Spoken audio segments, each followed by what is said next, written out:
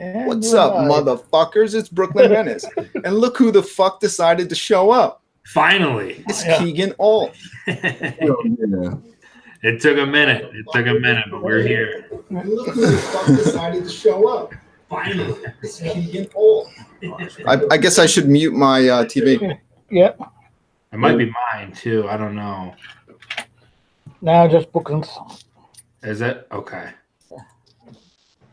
So I was watching you stream the other night, man, and I think Luigi showed up at your house. Oh, yeah. He decided to film, and that was my fault because he messaged me a few days prior and asked if he could film in my house, and I was like, yeah, of course, and then I forgot, and he shot me a text like, yo, I'm gonna be there in an hour, and I was like, oh fuck, I was like in the middle of a stream, so they came in and his whole crew rearranged my house for his video shoot. They shot. I think they put the trailer up online already. Right. It's for Galoshes off the Gutter Water album, which is one of my favorites. So I'm glad that was filmed. That's one of the songs I like. Important question. Did he bring those two girls with him? Yeah, there was actually there's like 4 or 5 that he had, but by the time I took that photo at the end of the night, the other chicks had left. But yeah, they were a big part of the music video. It's going to be really fresh. It's a weird one, but that's what I love about Luigi. Yeah. The other video, but you know what's real as hell. Yeah. Yeah, man. Wasn't one of my favorites. yeah, he's a character, man. I love that guy. We're actually he hit me. He texts me at weird times, man. I got a text from him at like 7 a.m. this morning, and he wanted to vlog today, like do a vlog, but we couldn't. Our schedules were conflicting, so hopefully we get something soon. We're supposed to be doing a mega vlog here, so that's awesome. Hell yeah. Yeah. Yep, I sobered up a little bit, guys. Right. I was out here, I was smoking dabs and doinks and all kinds of shit. Yeah, this morning when you didn't show up, the show really went off the fucking rails. Yeah. It's like I said, there's a lot of stuff that's been going on. I got a huge day tomorrow. Hopefully we'll be able to talk about everything here in the near future, but I'm excited. Things are going good. Oh yeah, dude, that's awesome. Yeah, man, we're glad to see you over on the Juggalo show and shit, man. Oh yeah, thank you guys, man. Seriously, that's someone. That's another meeting I gotta have. Me and Rude Boy are meeting in a few days. We want to get some ideas and just new concepts for the show and to keep it fresh and everything. So, you should get a zombie. I should. I'm actually gonna go dig one up. I'm going to go dig up a dead body, and we're just going to sit in one of those empty-ass chairs. Not you. Not ever. They won't pick you. Just go and get one from Walking Dead. That's where I'm going to send him. Right. Yeah. Shit. Oh, man. So, what kind of projects you got coming up? Anything good coming up? Yeah, like I said, there's a couple behind the scenes I can't talk about yet, but hopefully filming a music video soon. Me and Ouija did a track together. I'm hoping to get that video filmed. Just doing a lot more vlogs, things like that, and then Juggalo show, Sex Files, man. That's been it. And then in between all that, I've been trying to live stream now as much as I can to get in that routine, Yeah. Because that's the hardest part, man. My life's a fucking mess, and getting things in routine and order, that's where it's at. Oh yeah, dude. Yeah, I get that shit. I was talking off air about your live streams. Like, I respect the fact that I see like you're doing a green screen and you do a great job. Yeah. And I also notice on your videos, man, I don't know if you're doing the editing, but whoever's doing the editing on those, doing a great job. That is not me at all. That's my boy Josh does all the behind the scenes, does the edits for the vlogs, graphics, man. That's like we'll come up with concepts together, and you know, I like to improv and do all that, but he knows how to make it fucking fresh, you know, and really stand out. So he does a lot of like my custom borders. We both taught ourselves how to green screen and everything. So every day we try to, that's the goal, is to learn something new. That's what we're trying to do, you know? Yeah. Oh, yeah, dude. Yeah. I'm doing it for sure, man. Oh, yeah. Yeah, I know Brooklyn's a pretty good editor, too. Yeah. No, it's, I mean, fuck, you guys clearly have your shit together. I'm new to all this streaming, all this. This is all new to me. So, yeah, well, we have a best, most unprofessional professional podcast around. Right. I love it. I dig it. Yeah. It's like, even right now, it might look weird because I've got my. We set up the streams to where now I put my webcam on the TV that I usually stream my games from, and I keep my computer over here. So I'm trying to look at you guys. That's why it looks like I'm looking so far away. Yeah. So I've got this blank screen. I didn't even want to fucking move everything around because I knew you guys were waiting. I was like, fuck it, you know. Yeah. So what games are you playing? God, I like to. I just love playing games in general. I'm a huge Nintendo fan. You know. I could tell from your short. Yeah, exactly. So. Nintendo's my bread and butter. As a matter of fact, I'm not a huge by any means like a Pokemon fan, but I'm getting the game tomorrow, so I can stream it kind of live, and looks kind of dope. But yeah, like I said, I did Spider-Man for RIP Stan Lee. I wanted to do like a little tribute. Fuck, we've been doing a lot of Splatoon, some Fortnite, everything I'm terrible at, but I have fucking fun playing it. So yeah, I was watching you playing Splatoon. Yeah. Mm-hmm. So you don't fuck with VR at all? With what is it? VR, virtual reality. Oh, I actually bought. I use a Samsung phone, so I had bought the Samsung Gear VR headset. Yeah, and just to kind of play like their marketplace. This is, I don't know, maybe like a year or so ago, and it was fresh. I haven't dipped into the PS VR yet. I hear it's pretty fucking intense. I'm not gonna lie. Yeah, that's a good step up from the Samsung VR, and then if you really want to get some badass shit, you got to go with the fucking Oculus. The Oculus, right? Okay, yeah. I don't know if you guys PC game. I'm not a PC gamer. I do. You do? See, so you've probably got a super beefy gaming computer. Me, I just went and custom built like what to go a little above and beyond what I needed for streaming. Yeah. And not so much the gaming aspect, because I don't fucking PC game. I'm a console gamer. I'm a little bitch. So yeah, I'm a console gamer too, but right now I got two. Right now I got one Steam game on my computer. And, and that's like a modded version of Vampire the Masquerade Bloodlines. Oh, okay. Yeah, I think my favorite PC game is Chex Quest. What year is this, Josh? The Chex cereal box. Bloodlines. Yeah. Didn't that come out like 50 years ago? The 50, yeah, dude. It was like I was running that bitch on my old compact Presario, man. Those old fucking. No, it was like probably.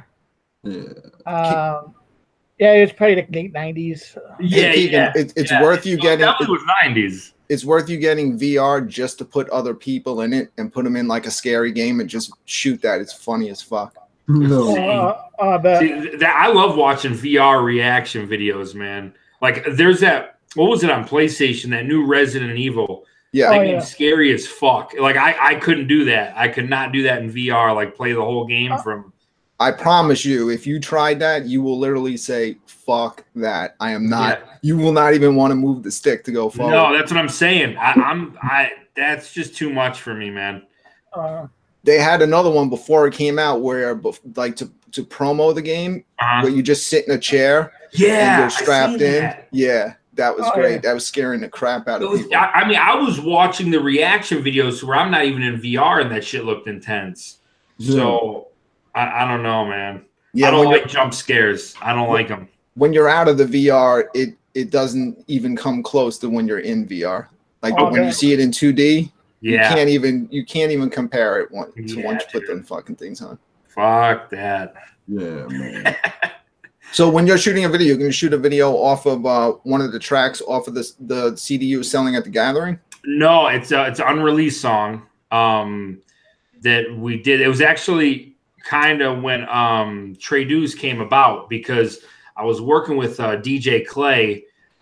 He made a fucking fire ass beat for me, and I wanted one or two people on the hook. It was originally going to be that artist that you guys seen on Slamfest, Lil Toenail.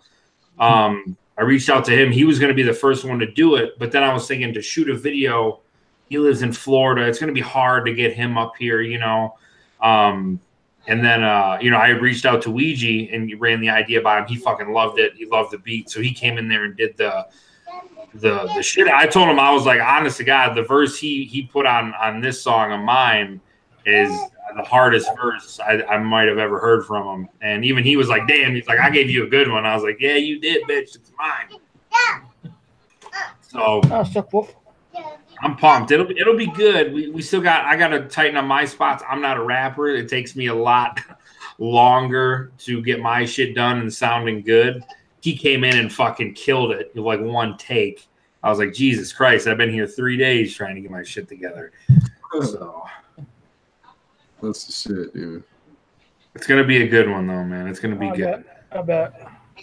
Yeah, we look forward to seeing that. Oh yeah. You use that green screen at all in the video? Take advantage of it? What is it? Did you use that green screen for Ouija's video when he shot at your house? No, they didn't even come in this room besides to take that photo and interrupt my live stream. So they came into the office just to say hi, and then he was supposed to just be using my spare bedroom, and they shoot the scene there. And then he's like, yo, we're gonna shoot in your bedroom, and I was like, what? So next thing I open up the door and there's like chicks and all this shit, and he's like rapping on my bed. And I'm like, what is happening? Then they're like, oh, we want to shoot in the kitchen. So they're in the kitchen. They're in the backyard. It's just, I'm like, whatever. So they were here for a few hours. They got fucking crazy. So like I said, the trailer's up. I think he was tagged in it on Instagram. I know the director, Jerry Reed, put it up there. It's fucking dope. Even the trailer's dope. That's awesome. Nice. Yeah. You still have that Super Famicom I gave you? Fuck yeah, dude. It's actually right in my living room. I've got these, they're like cube, cube displays. And I got my TV on the wall. And then on the displays, I have an order like my NES, my Super Nintendo, my N64. And then I got all my minis, the Famicom one. Dude, I got them all set up, man. It's fucking dope. I was thinking when I gave that to you, I'm like, how does this motherfucker not know that I didn't put cocaine in there to try to smuggle it? I was hoping you did. Right. Yeah, I was hoping I did too, to watch you get stuck at when we went through fucking security at the airport. Yeah. No, I was just so fucking pumped because it's funny you had that. I wanted to get one myself, and now it's just fucking fresh, man. Oh yeah. Hey, Kegan, I got a question. Yep. So there's been some rumors and speculation. I know you probably can't speak on it just yet, but there's rumors and speculation that I've heard from a couple people, different people. I mean, I don't know how credible it is, but DCGCon might be at the Russell this year. Honest to hand to God, I haven't even talked to Jump City at all about DCGCon, the next one. I just haven't. As a matter of fact, I think I got it in this desk here. Let's see. This is like when I think I first did the Juggalo show. It might have been the episode with Violent Jack. Can't remember, but he was going through some stuff, some leftover stuff that they had from DCGCon, and he called me into his office and fucking gave me. I still have it folded. I haven't even unfolded it yet. The DCGCon shirt, and then I think I got something else. It's fresh as fuck. There we go. I didn't even see I didn't check the merch really there, but it was like the custom hat. You can't see it, the black on black. Nice. But yeah, he just handed me those. He was like, left over. He was like, you can feel free to have them, take them. So I was like, fuck yeah. Mind if I grab up that shirt, even though you're not even 5'8"? That's what I'm saying, bro. I'm like, yo, what's good? We got more. I can give these fuckers up. What's good with the shirt? So, that's what I'm saying. It's a 3X too. I was like, shit. You need to put 2 of those motherfuckers put together for my ass. Yeah, Kegan, you gotta start doing some more giveaways. Yeah, that's what I'm saying. So it was like a whole table full. Like he had about 30, 40 shirts. They had like the Ringmaster design, that one. They had them in like mostly girl sizes were left, smaller ones. But yeah, he just called us all in there, like me, Rudy, fucking Nick and Anthony, and he was like, "Hey, you guys take whatever you need," you know. So, which is cool as fuck. But yeah, well, Rob's cool as shit anyhow. I have no clue. Like I said, we haven't even discussed it yet. So I mean, I'll be honest. I hope it's at the Russell because the Russell's I think is pretty fucking dope. But well, of course. I mean, hell yeah. And I got one more question. I know you're a busy motherfucker. Yeah. My brother Brandon played at the Gathering this past year with Yaya the Gremlin. Yeah. Okay. And he wanted to know if you heard his song called Capstone. Did we talk about this? We talked about it for a hot second, and you had a bounce. Right. I'm. It's just coming back to me. I can't recall. I'll be honest. I can't recall if I did. But just like I said, always. Sometimes I'm not good with my messages. I keep my Facebook Messenger off. Just the reason, not to sound like a dick, but a lot of people add me to these groups, and I'm like my phone's nonstop, like with these group chats. So I usually just turn my notifications off. Right. But like I said, just leave it on my timeline. Chances are I'll always see it on my timeline. So that goes for anybody watching. If there's something important and you think I'm ignoring you on Messenger, I'm not. I usually just keep that shit turned off. So just comment on a post or like put it on my timeline or something, you know. I got you. I'm definitely down to check it out for real. I mean, he's got bars for days. I mean, I'm not trying to, you know. Hey, like I said, I love music. I'm terrible at music. I do it, like I said, I just do a couple of tracks here and there for fun, but well, I can tell you this, Kegan, he's not like, you know, like you hear a lot of people, oh, I'm a rapper, listen to my shit. If you listen to his stuff, there's a big difference. He's the fucking real deal. Right. Exactly. No, hell yeah, man. That's how we all fucking started somewhere. You know what I'm saying? It was the same thing with Ouija, same with everybody. Right. Just look at Joe and Joey and look at D-Lyrical. I mean, if it wasn't for D-Lyrical, you know, doing what he did back, you know, years and years ago, we wouldn't have what we have now. Right. Exactly. Yeah. It's so true. And that's what people don't understand is that, like, you know, D-Lyrical was the man that had the plan and that seen the vision in Joe and Joey. Was like, yo, I see this. I'm down with this. And a lot of people are like, well, why did D-Lyrical fade out from the scene? Right. Even D said, you know, like that was just my thing for a minute. You know, I dropped out from the scene and, you know, I said, yo, take the reins, man. This is you. Yeah. Yep. And I mean, he's a really good guy too. I talked to him at Hollow Wicked again, and we were talking about having him come on the Juggalo show, and I told him, I was like, man, the door's always open. You know, I'm down, man. He's a really good guy. Me and Ouija had our show in Columbus a couple months ago, and he was on the bill. I didn't actually really know it until we got there, and I talked to him. That was my first time meeting him, and just a super humble guy. But he had kind of told me the exact same thing that you said, kind of like he kind of stepped back for a little bit. And I mean, a lot of people do that. I mean, there's fucking artists that still do shit like that. So it's I don't know, it's pretty consuming, man. I mean, even the shit that I do, you know, I can't lie. There's sometimes that I take a step back and I'm trying to do like my own thing right now. I haven't done a lot of stand-up shows because I've been wanting to stream and do things like that. You just got to do what you want, you know. It's Keegan's manager calling him saying, "What the fuck are you doing on this show?" Right. Do what you love and love what you do. Hell yeah. Hang up quick. You know, my thing's graphic artists. You know, I love being, you know, I love doing graphics, you know, and whatnot. I mean, I actually got hooked up with Tom Wood, and me and him did something for the Jugganati. And I'm revealing it here the day before Fred drops. I don't want to take any thunder from Fred. No shit. I'm doing it, you know, Valentine's Day. Oh, hell yeah. It's pretty devastating. I mean, it was my concept with me and Tom Wood's tweaks, and I mean, it's It's pretty dope. I'm not gonna sit here and bullshit, Kegan. No, he's and I love Tom Wood, man. Tom's the shit. I mean, hands down, big ups to Tom. Dude, man. He's a fucking, like, I call him a Don Mega Tom Wood, because he is a Don Mega. I really haven't told anybody yet. It's been kind of a surprise, but he's actually going to be the one that does my album art for when the album comes out. Right. He's gonna fucking kill it. Yeah, and we're doing something totally different. Like, it's not going to be the Tom Wood that a lot of people are used to seeing, like the realistic shit. We're taking a much different approach, and so that's something that we've been working on. So yeah, right now he's planning to do the album cover. So I'm excited.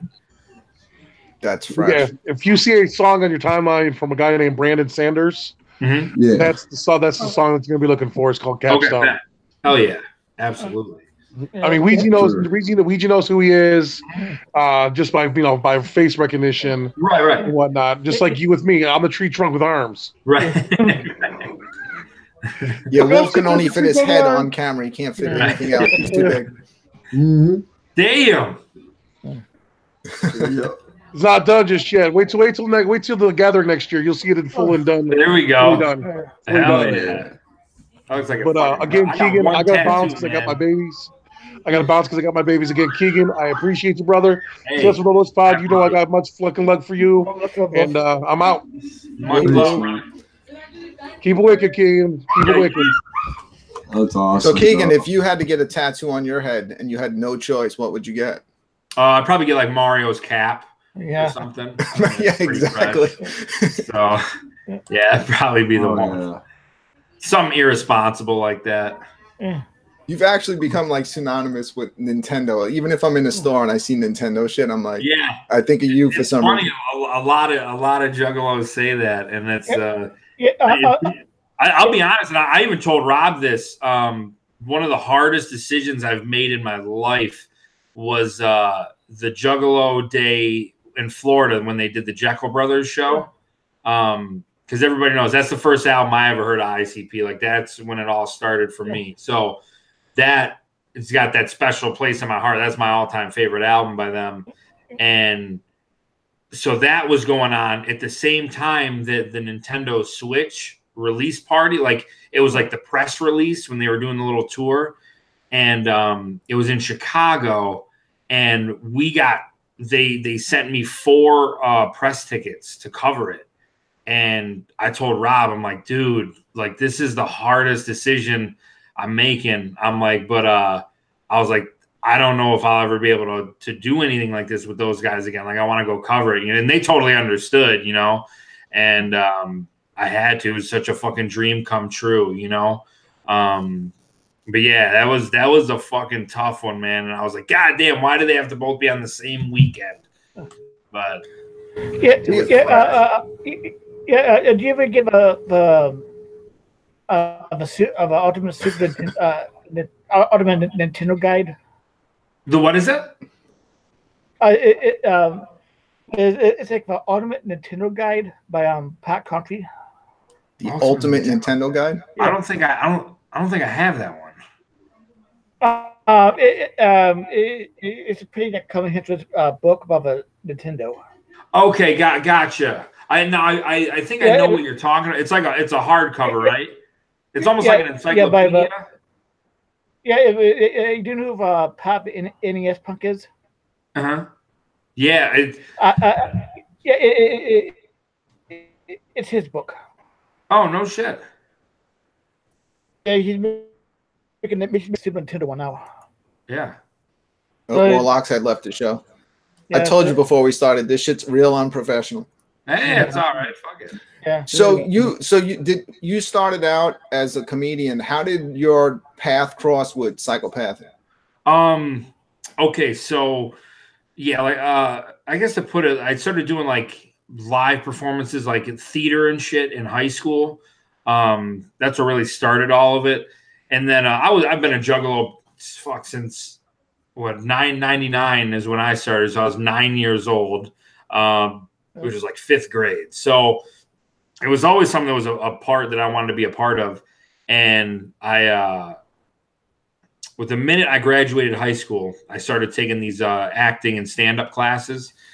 And fast forward like a year or two after that, I was getting McDonald's. Like I had, you know, when you order so much and they make you pull forward and you got to wait because they walk it out the door.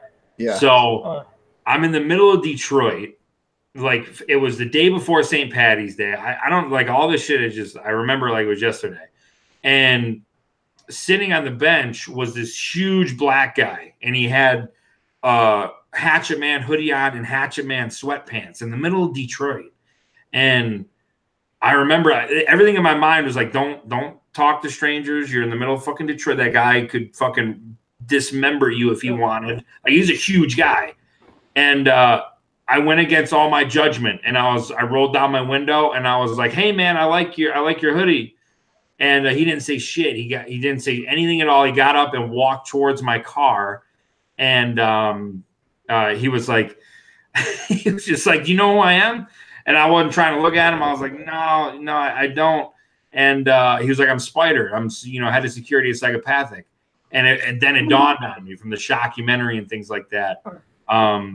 So, and from that moment on, we became best friends. And I don't know if you can see in the shot, but like I've got me and him started a company called Laughs and Raps here in Detroit. Right. Like we teamed up with the ROC, Flagrant, and we started doing these stand-up / rap shows because no like open mics would book me because I was like the new guy. No one gave a fuck.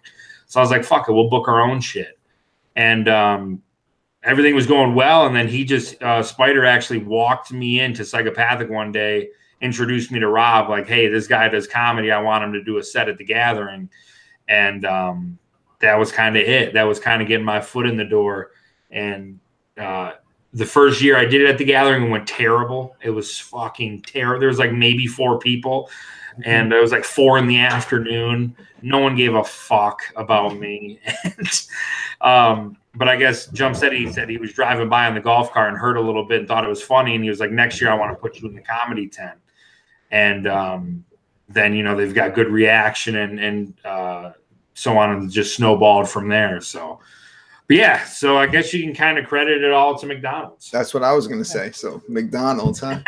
That's awesome, dude. Jim Norton got a good response in fucking Gilbert at the Gathering. I got to open for Jim Norton, and that was such a fucking huge moment at the Gathering. I mean, that's one of my favorites, man. And talk about a humble fucking dude. Like, just super respect. Like, wasn't a diva. Like, just a good fucking guy, man. Yep. And I've met him many times at like Opie and Anthony events back in the day, because I was a huge Opie and Anthony fan. Anything they did, just like anything ICP did, any event, if I can get to it, I showed up to it.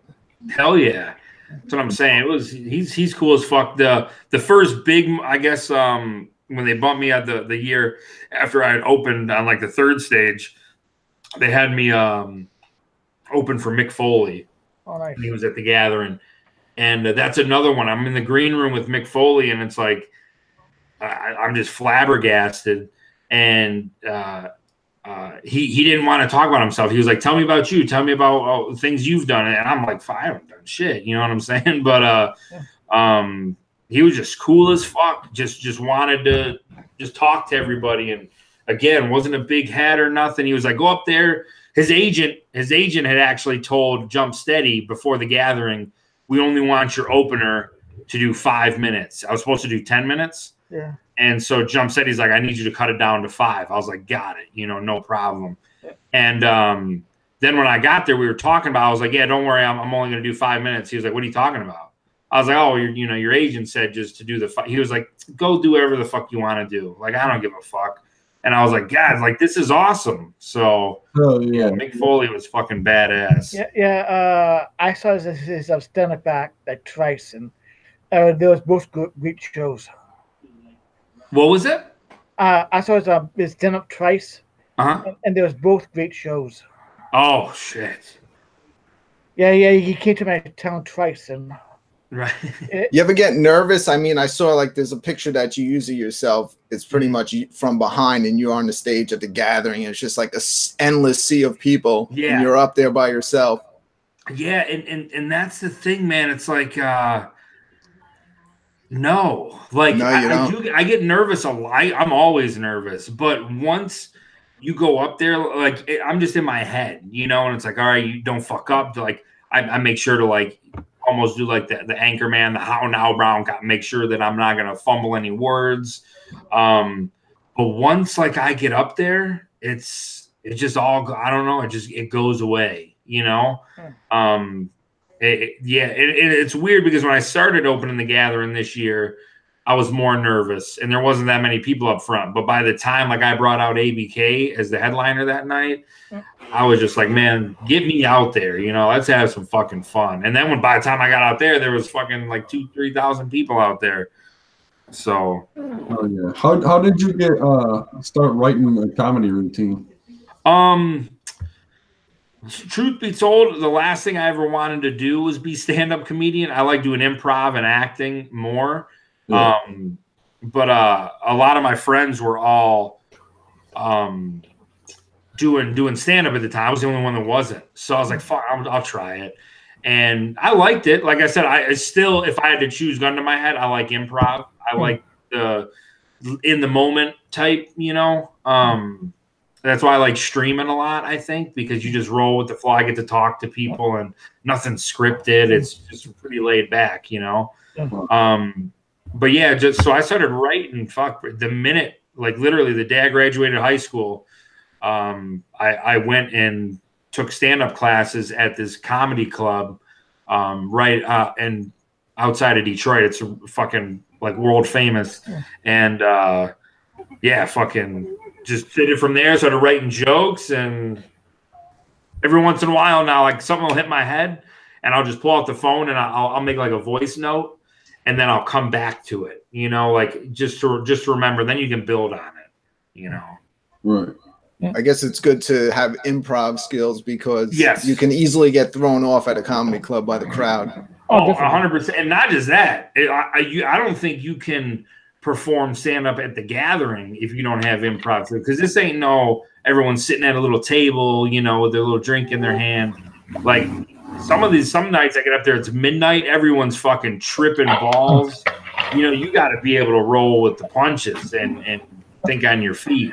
So, yeah, a lot of comedians if you can perform stand-up at the Gathering, you can do it at any fucking time. That's what I was going to say. A lot of comedians say it's harder with a giant crowd like that. Yeah. Like that's not kind of like their element. Exactly. It's a festival. It's meant, you know, you think of it as musicians and things like that, but you just got to know how to control the room, no matter what room it is, you know. And that's what I like, man. I like just thinking on my feet. If someone does something funny in the crowd, we'll talk about it, you know. I don't know, keeps it fresh. I like to be entertained too. And if I go up there every night and say the same routine thing, for me personally, it drives me nuts. Like I'll get bored, you know. So it's like I got to find ways to keep that shit fresh. Here's how unprofessional this is, Kegan. Josh is actually watching TV right now, and I caught him. It's like he can't miss his favorite TV show. He's got Kegan Ault on the show. Hey, if you guys want the truth, he's watching TV. You're probably watching TV too. No, this is so. I'm going to put my phone up here. That's my sister. You're playing Mario. Texting me that she is at Target and all the new Nintendo exclusive controllers came out. Nice. And she was like, I need to know if you need me to pick you up some. So I'm texting her like, yes, get them. Nice. Yeah, I'll be done with these assholes in a few minutes. Give me a few. So that is what I'm doing. So any chance for a Kegan tour, for a comedy tour? Yeah, there is. I just bought an RV a few months ago because I want to start touring. And it's funny that you say that because I'm completely gutting it and remodeling it the way I want. Like I'm gonna have the video game hookup and everything. You know, it's gonna be fresh. I want to be able to stream in it too. Oh, yeah. And when Ouija came over my house, we all went and got food after the shoot. And he seen the RV. He's like, "Yo, what's up with that?" And I was like, "Yeah, I got it because I want to start touring." He was like, "Bro, let's tour together. Let's get a tour going." So if all goes well, me and Ouija might hit the road together. Hell yeah, dude. You know.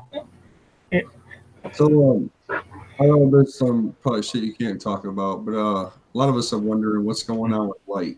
Yeah. So as a matter of fact, Ouija, Hoodoo, and Clay just did a show this past weekend in Lansing, and Ouija brought Light out for a set as like a mystery guest. Yeah. So he was, like I said, he was there. I know Light is building his own studio at his house. Like, this shit looks pretty fucking fire. So I don't know what projects he's got. I do know the main, obviously, priority right now is Fearless Fred. You know what I'm saying? So a lot of these, you see Ouija's doing videos on his own, you know, because that's how you kind of be. You have to be. You can't sit around and wait. You need to have that drive to go out and do it. So yeah, you gotta be DIY. Yeah. You know what I'm saying? I think with Light building the studio, and I know he's pretty far along with his album.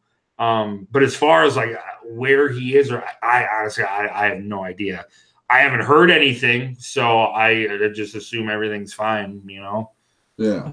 All right, that's good. We just kind of been wondering, man, because like, yeah, no, I see it online, and to be honest, I like me and Light have been boys. Like, we started doing shows together, like in the underground before Psychopathic. Like, Light was grinding for a while. Like, he wasn't just born into this. He's been working at it, and so we used to do a lot of shows together, me and him.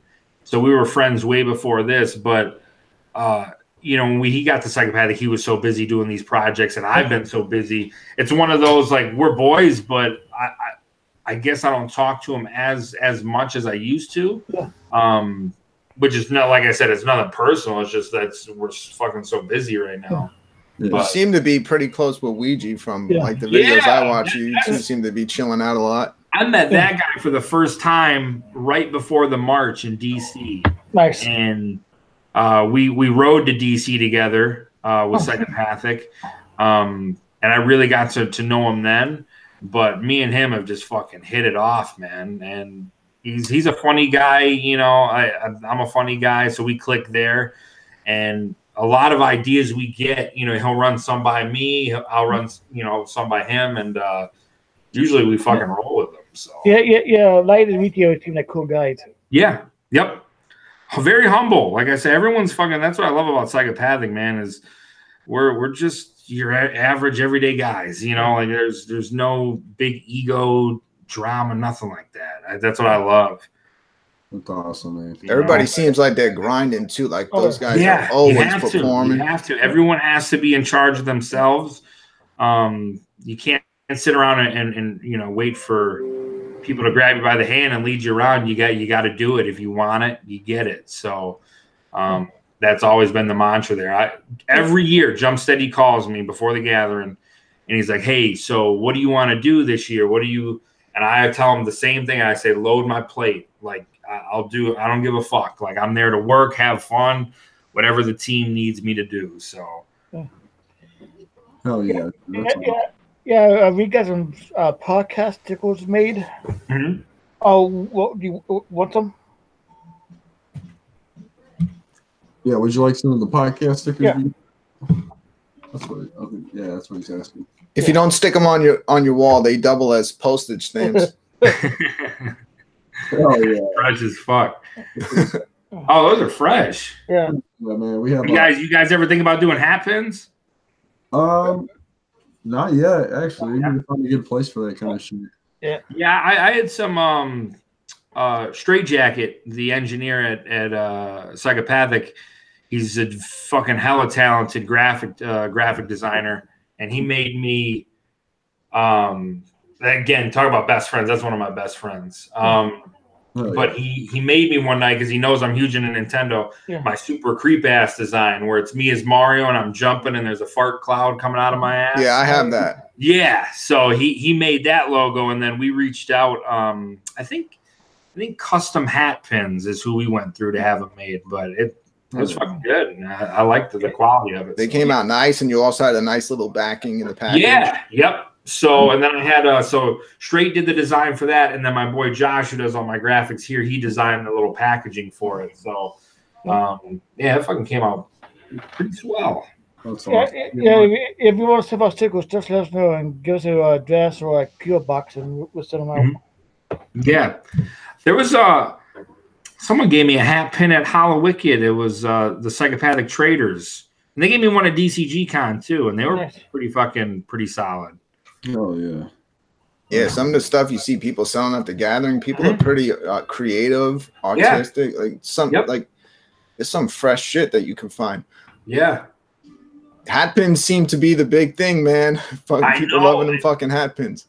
I never I didn't even know what the fuck hat pins were before this scene. I'll be honest. Like it was something that never was on my radar. Then I had some Juggalo hit me up. I think he's an artist. He's on that Canonized label. His name's Jay Dirty, and he hit me up and he was like, "Yo, I want to trade you a creep ass pin for one of his." I'm trying to pull it out here. And then the Juggalo Yacht Club had a badass fucking hat pin. Yeah, yep. So he gave me his, which I keep them sealed, which is like a little 40 ounce. But then he also had these custom Insane Clown Posse ones. Nice. But they're the red and blue face paint variant. I was like, that's fresh as fuck during the Riddle Box shit. So yeah, I don't know. I guess I'm a hat pin collector now. I don't know. I collect too much shit. I have way too many toys. I just went to fucking Walmart yesterday because I got notified that they had one more golden Thanos. Nice. And I was like, I gotta fucking pick that bitch up. Do they know you by first name? When shit that my GameStop does. I will tell you that. They fucking know. Yeah, that's how it used to be with me, man. When they would hold like all the consoles that nobody can get for me. Yeah. Yeah, I'm up there all the time, man. Yeah, I was up there at midnight when the Wii U came out. Nobody can get that shit that Christmas. Yeah, actually, I got it's Hamster Hearth. Oh hell yeah! I haven't even seen that one. It was like a GameStop exclusive. No shit. Did you ever see that someone did like the Joker's cards as those? Yeah, man, I did. I didn't know if that was like they just made one of each, right? They didn't. Yeah, they look legit, but it was actually somebody just knows how to like just doctor them up. Fuck yeah, those were so fresh.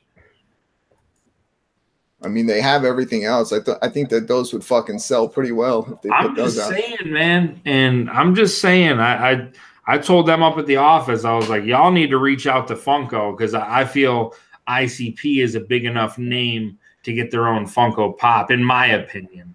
Yeah, it's just all about licensing and talk about these guys love their toys. So they probably will do it because of a label. Did you see the documentary on Netflix about Funko? Yes, I did. Yeah. I liked it a lot. I really did. I remember the comic book man went to like a Funko Pop. Yeah, I've got too fucking many pops. Like, it's bad. That's why I can't fuck with those. Yeah, and you know what? It started off like when I first saw them, I'm like, these things are fucking stupid. This is my favorite Funko Pop. See, okay. Now I got a bunch of different collectibles of some stuff like that. Like I get like different mystery boxes here and there, and God, the toys I have. I got some of these. Now this is what I'm going to be giving away soon. I did one in one of my streams, but when I went to E3, I fucking snagged a bunch of them because I thought they were fresh.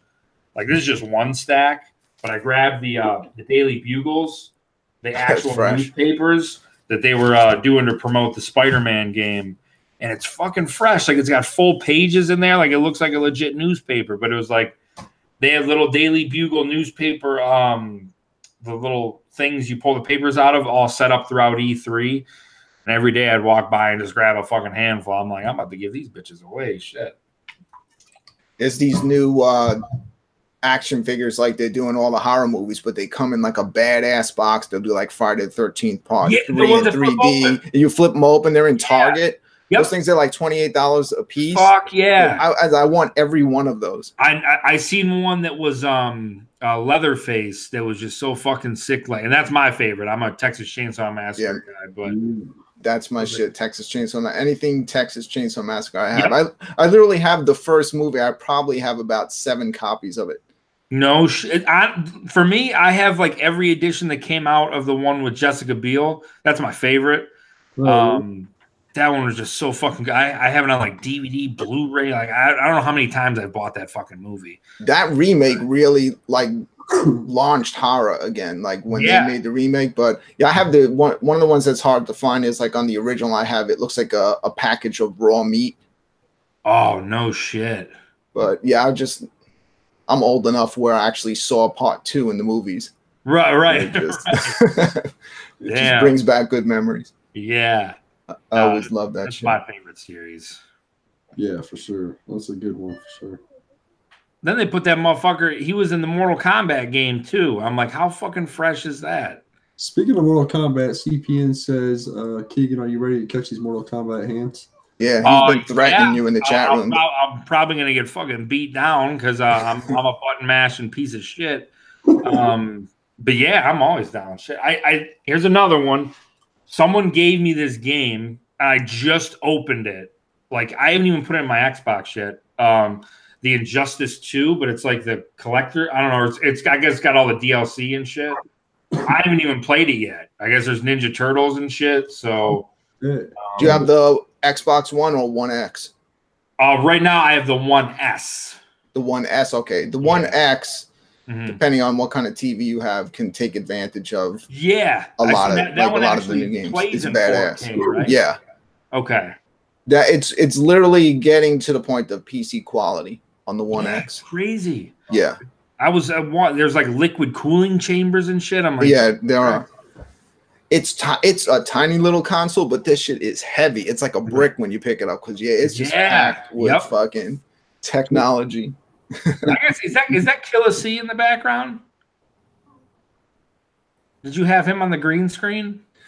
Oh, behind me? Yeah. There's no Kegan. There's no green screen here. Not like in your house. Or in your theater, green screen. In your home. This is all real, man. I just stuck my camera down. Yeah. Fuck. That was a dope shot of fucking Killer C. I'm like, I haven't seen that. Switch it over to my newsroom. Oh shit. Get official. See, that's some dope ass shit right I'm the fucking worst host on YouTube, but I have my own newsroom. There's worse. There's worse. Yeah, there is. See that guy that's sitting there smoking weed? He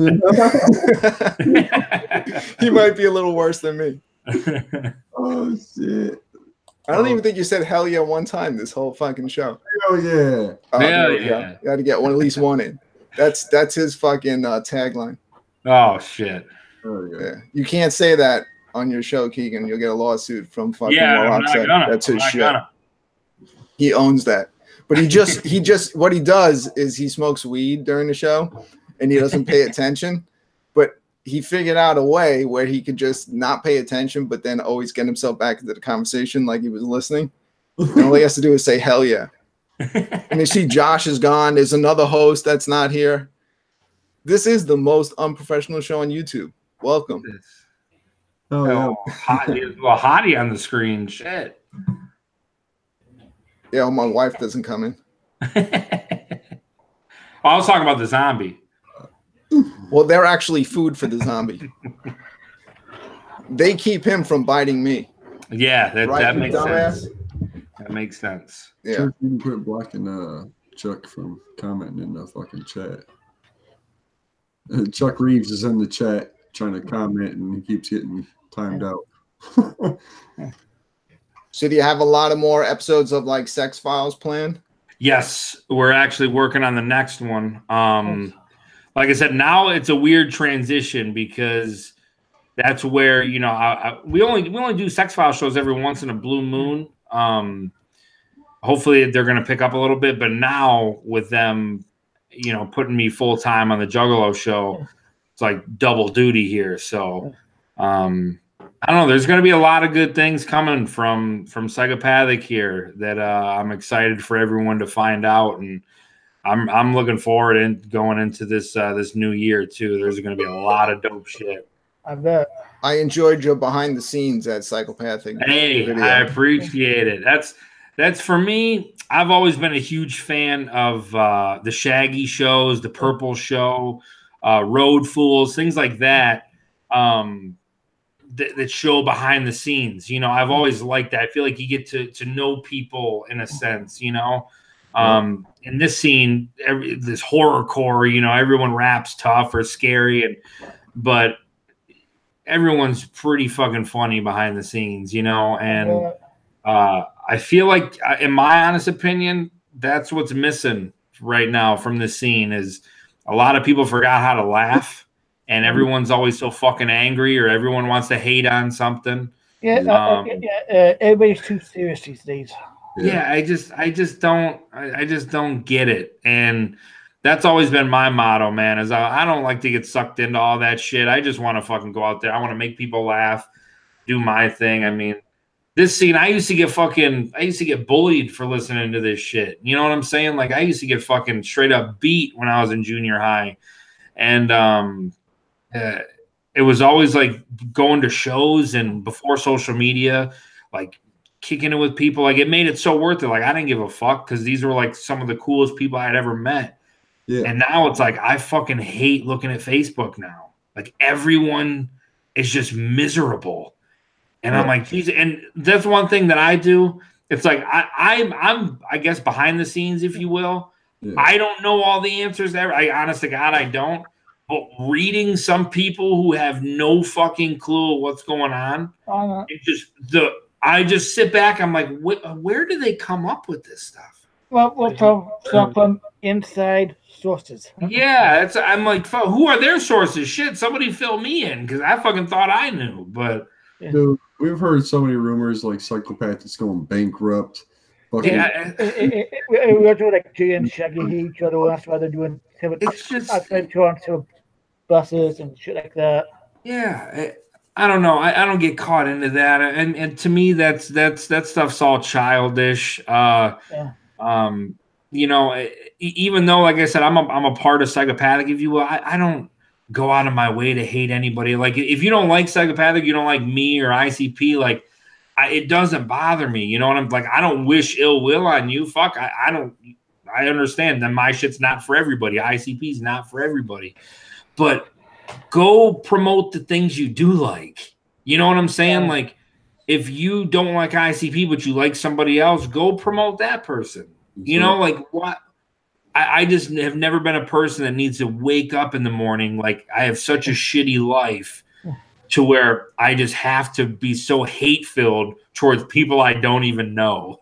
You know what I'm saying? Like, life's too short for all this hate. I just don't get it, man. Like, I don't like Drake. Like, I don't care for his music. I don't like. He is just the most boring person to me. I don't post about him. I don't listen to his shit. You know, I go find something I do like. You know, I don't fucking bash people that like Drake. Like, if you like him, that's awesome. You know what I'm saying?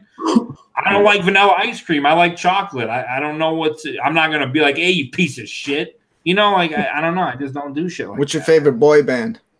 Probably NSYNC, bro. Probably NSYNC. Hell yeah. Yeah, man. I met a lot of really cool juggalos on YouTube, and it's like a lot of the events when I go to them, I'm just as excited to just go chill out with everybody as seeing the artist perform. That was like this year at Halloween. I didn't have shit to do. Like, it's one of the first times I can remember I didn't have to help with an event, host something, record something. And they were just like, just come party. And I fucking did. I got pretty fucking hammered. And I spent I did not go backstage not one fucking time. You know what I'm saying? Like, I want to be out there hanging out with everybody, fucking talking, kicking it, just like I used to do when I first started this scene. Yeah. I know when all three of us are going to get there next year. I'm looking forward to meeting more of juggalos. That's what I'm saying. That's how it should be. The parking lot party sometimes is more lit than the fucking shows nowadays.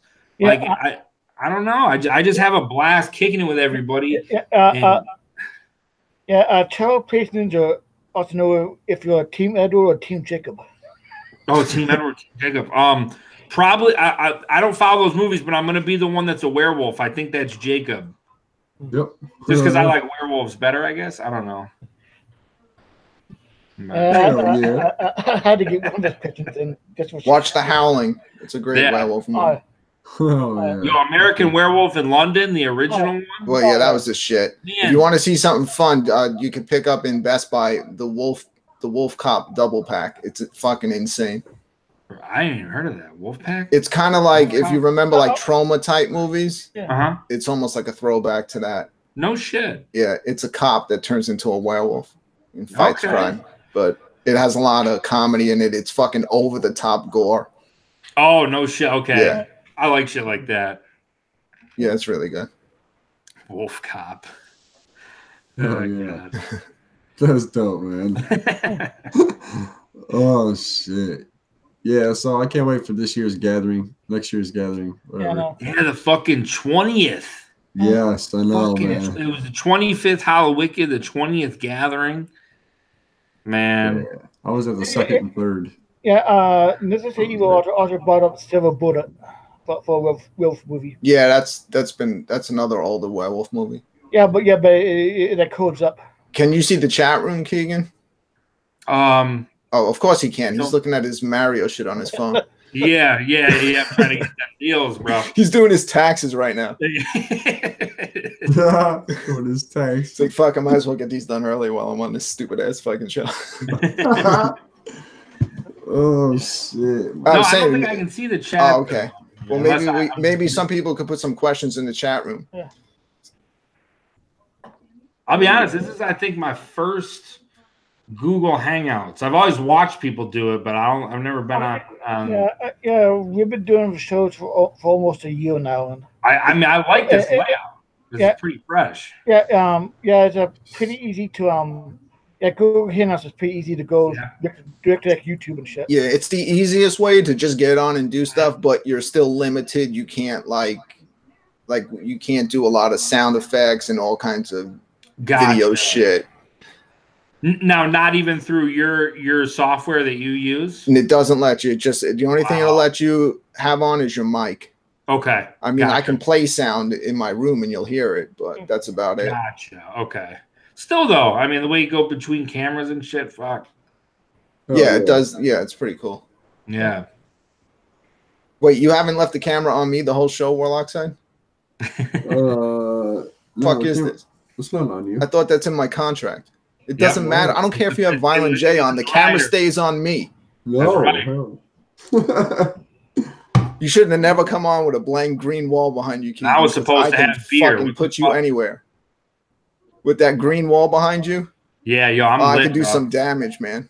That's what you should. You should fucking graphic it up, dude. Put me on like a beach or something. I can put you anywhere I want. Make me look like I'm doing something important. But I can tell that looks like you painted. That's a cool way to do it. Yeah, no, it's not. It's not. I think that's it was because now your house is green. I went to the neighbor's house while the kids were at school, and I took their twin size sheets off there and nailed them to the wall. Nice. So. A lot of people want to do green screen, but I keep telling them it adds like another element of difficulty to doing shit. Yeah, the one thing that we always see too is lighting is critical. Lighting is key, you know, because you can do green screen, but sometimes you get it real patchy or like kind of like distorted, if you will. To master it, you got to have your shit right. Like I'm not even using the green screen to its abilities, and I still have like fucking, I don't know, 7 or 8 lights on right now. So, yeah, you have to. Yeah. I mean, if I use the green screen, which I don't, I just basically put my camera down and go. Yeah. You know. Yeah, you're in a super high tech studio though, man. You know, it's funny. Early on, when I was on this show, I was in space with the zombie, and it's like no one said I was on a green screen until one of the hot girls comes out. Right. Yeah. that's what made it a green screen. Oh shit! That's awesome, dude. Hell yeah. Yeah, man. So I know you're probably not as excited as everybody else about Ballers, but fuck you, I'm not. I'm fucking excited, bro. Yeah. Like I didn't even know about that shit, and I guess this shit's been planned since the Gathering. Rude Boy was telling me, he was like, "Man, I've known since the Gathering." Right. I was like, "Well, fuck me, dude. I guess no one gives a fuck about me." But I think it's like to have a Christmas party at the office. Fucking sick, man. Like I said on the Juggalo show, honest to God, like I love just going in there. Like when you walk through the doors, it's just you can just feel it in the walls. There's so much history, man. The Lotus Pod going up to, they just redid recently, you know, that the radio room that we have, that's pretty new. You know, they had that completely redone. I think that was like a fucking, like a storage room for a while, to be honest. The warehouse is fucking huge. So I don't know even how many tickets were sold. Did it say on the website? No, but it is like sold out. It's sold out. It's just sold out. Like, of course, I seen like the people that hate are the people that weren't going to go regardless. Yeah. You know what I'm saying? Yeah, Before Warloxide or other host DJ could talk about going and get tickets, it was like sold out. Yeah, it was. I heard it sold out pretty quick, like same day, like within a few hours. Yeah. Which is, like I said, I don't know how many tickets were available. We were talking about maybe like have like a group of like 50 or so. Yeah, like a group of 50 be taken around by Jay, and another 50 taken around by Shaggy. Yeah. It might have been a little bit more than that because some people were giving out their ticket numbers. Yeah, I would think in the realm of between 100 to 200. I would guess, but again, that's a blind guess. Yeah, it's gonna be fun though, man. Doing tours and shit. Like, yeah, I think the price was fucking really reasonable for what it is. I'm just like, and that's another thing. You got to think your average VIP for pretty much any artist is between 100 to 200 bucks. Yeah. You know, this is going to be an unplugged show. It's really like just a private setting, and whatever they're giving away, that shit's going to be dope as fuck. It's just one of those once in a lifetime things, I guess. I like shit like that, man. That's what I love about Psychopathic is they're not afraid to try new things and make just like do dope ass fucking events. Like, look, everything. Like, they look how the gathering, what that's blossomed into. Your DCG cons, your Juggalo days. Like, I don't know, man. They just have a way of just making shit fresh. Hey, Kegan. Yeah. Shh. I'm going to be quiet. Wear spy glasses. Wink, wink. I won't tell anyone. Wear spy glasses. I already did. No, wear camera glasses at the Ballers event. Dude, I already got them, man. All right. I'm gonna duct tape a camera to these bad bitches. I'm gonna charge people $20, and you. Yeah, I'm so stupid. I'd show up with glasses on with 2 fucking camcorders on each end. I know we talk about like how it's like no cameras or recording devices. You have to talk about you know some people have like some like killing ass cam. Right. On them, do the whole tour.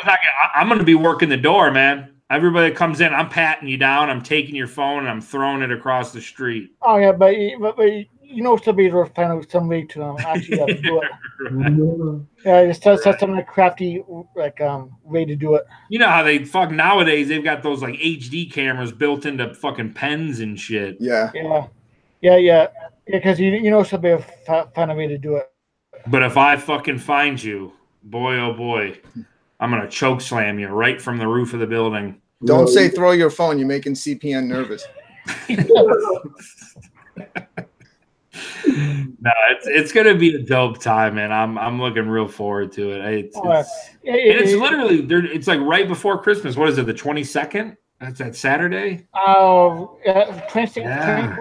The 24th to 22nd. Shit, I hope they don't charge me. I didn't even get my invite yet. Fuck. Dude, how funny would it be if you were just standing out front and like, do you have a cell phone and people just like, yeah, and you just like smack it out of their hands. That's what I'm gonna do. That's what I'm gonna do. I'm gonna be fucking in combat boots. I'm gonna have gloves on. I'm gonna be fucking just bitch smacking phones. What are you gonna do? Put everyone's phones in like a basket and you get them back when you leave? Yep, I'm gonna have a my pillowcase. I'm gonna drop them off in my pillowcase. And if I catch you doing something shady in the office, I'm gonna fucking swing that pillowcase full of phones right at your fucking head. Oh yeah. Don't say pillowcase either. CPN's in the chat room. I'm talking Full Metal Jacket style, boy. Put bars of soap in that bitch and beat the shit out of you. Hell yeah. You don't seem like a violent person. No, unless I'm drinking. Luckily, we're only having Faygo and cookies. Oh yeah. Yeah. What's your favorite flavor of Faygo? Oh, I probably have to say rock and rye for the simple fact that there's you can get like cola, Pepsi, Moon Mist, Mountain Dew, but there's nothing that's fucking rock and rye. You know? Yeah, actually, I never had rock and rye before. Oh, it's fucking great, man. I'm in Ohio, and I never seen that flavor around. It's like your mouth is having sex with 7 women at once. Pretty much, dude, for 99 cents. Nice. If there's 79 cents, there's a problem with it. Yeah. So okay. I think Faygo should actually use that as a marketing tool. They can have that one. I'll let them have it.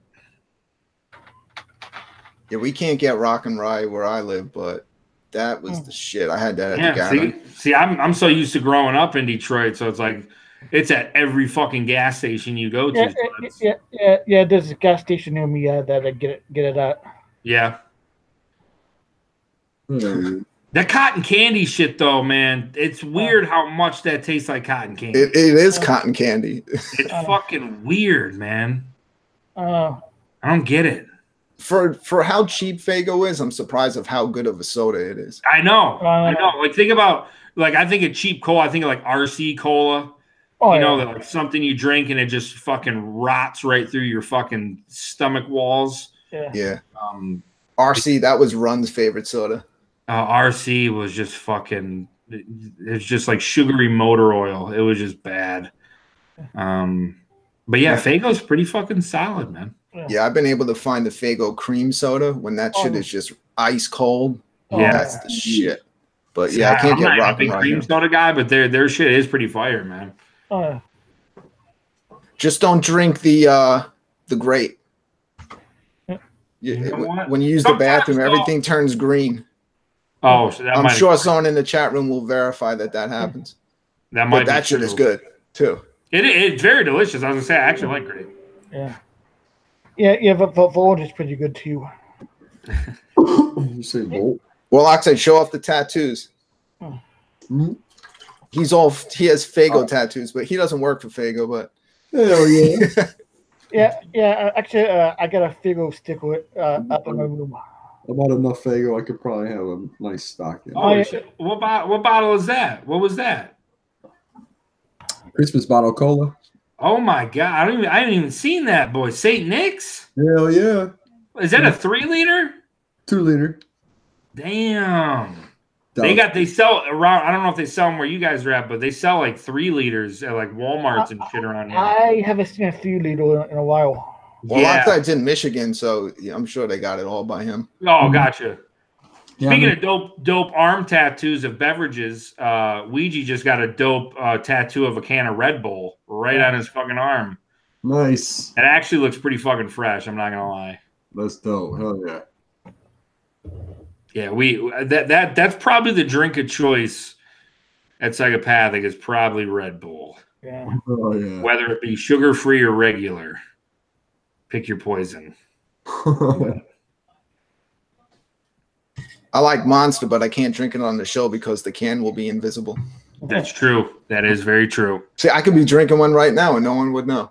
Yep. They'd be like, damn. If this was a green screen.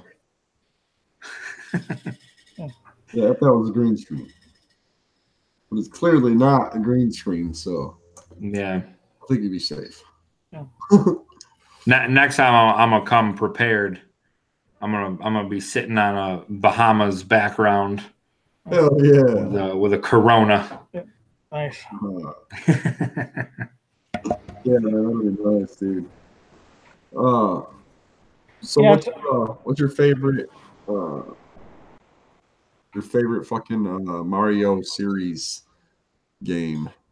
Okay, retro. It will always be the first Super Mario Bros. Oh yeah, classic. Don't get me wrong, I love me fucking Super Mario World, like Super Nintendo. I fucking love that game. But the very first video game I ever played was the OG Super Mario Bros. Duck Hunt shit.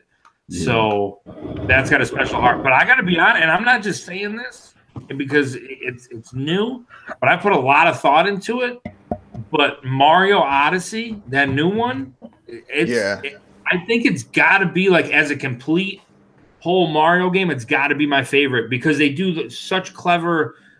They pay ode to the old classics by going into the 2D pipes, and it's just like a perfect blend, man. It's really a fucking breathtaking game. Yeah. I think that people of certain ages, the first video games are either Mario or like Atari or something. Yeah, it's I don't know. They put a lot of work into it. It was, you can tell, man. This was like a love letter to the fans. This game. Blake, you can't see the chat. Blake's on here. He said to say "fuck you." Oh, fucking! He's over in Canada doing Canadian things, man. But I agree that new Mario game is fucking amazing. It's sick. It's sick. Everything they do in that game, yeah, it's. Oh no! Like I've always wanted to be the bad guy. You know what I'm saying? And then at first, when they announced the little Cappy thing, I was like, this is kind of a whack gimmick. Like I wasn't feeling it. But what all the shit it can do, like you can be a Bullet Bill, you can be a fucking T-Rex with a mustache. What are they doing? A lot of drugs went into that game. Oh, definitely. For sure. Lots of good ones too. Those back when the drugs were good. Yeah, they had to be plenty doped up. How do you prefer playing the Switch, on the actual screen or on like a TV? Idealistically, I love the Pro Controller sitting like when I'm streaming, but 90% of the time I'm handheld. I'm not gonna lie, I take it with me, you know.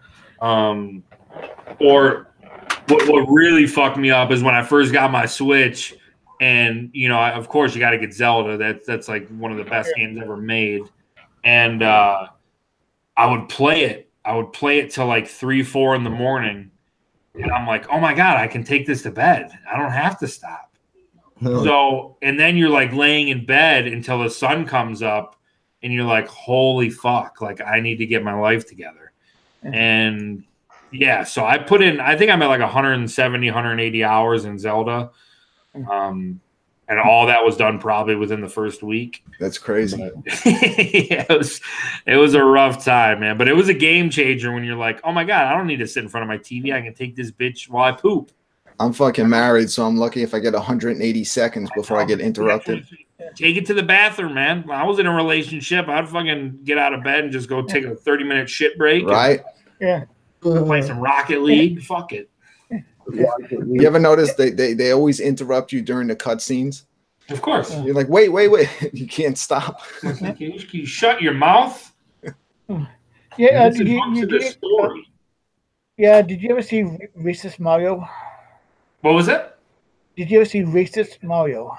I don't think I've seen that one yet. It's pretty funny. I just seen a cool one on Facebook. It was called like "What Happens to Mario When He Dies," and the CGI and the shit they used in that, like that was so fucking fresh. Oh yeah, dude. That'd be awesome. What happened to Mario when he dies? Yeah, that's perfect. Yeah, check that shit out. I gotta send you over that backdrop I made that I did the whole like ICP theme Mario. You were in that when you were on a show on Carnival Spirits. Yeah, oh my God, yeah. Yeah, and I used it a little bit at DCG Con, but it's just sitting there, man. You could probably, I should see if I can somehow make that in a way. What are you using, like OBS? Yeah, OBS and Streamlabs. All right. Nice. I use XSplit. Okay. So I could probably turn it into like a solid thing. It won't be animated like I have it with all the smoke and shit, but yeah, maybe you can make some use out of that. No, I remember that. Fuck, I forgot about that show, man. That was right around DCG Con. It was right before. Yeah, it was because we were talking about it. I remember that. Yeah, you were on Scotty Balls, who was interviewing you. He's in the chat room. Yep.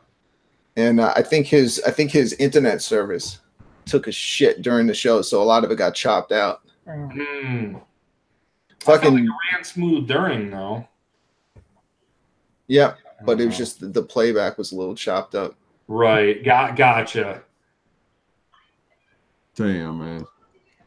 Not Slim One, fucking Blake. He has a crazy ass Nintendo collection. I bet he does. He's probably sitting on like thousands of dollars and doesn't even realize it. I didn't know that. I knew he was in a Nintendo. I didn't know he had a big collection. He's like saved everything from when he was younger. It's all mint in the box. Nice. Holy shit, dude. Yeah, I've got a couple NES games in a box. I've got the NES power set, like with the light gun and the big shits. That's all still in the box. Yeah.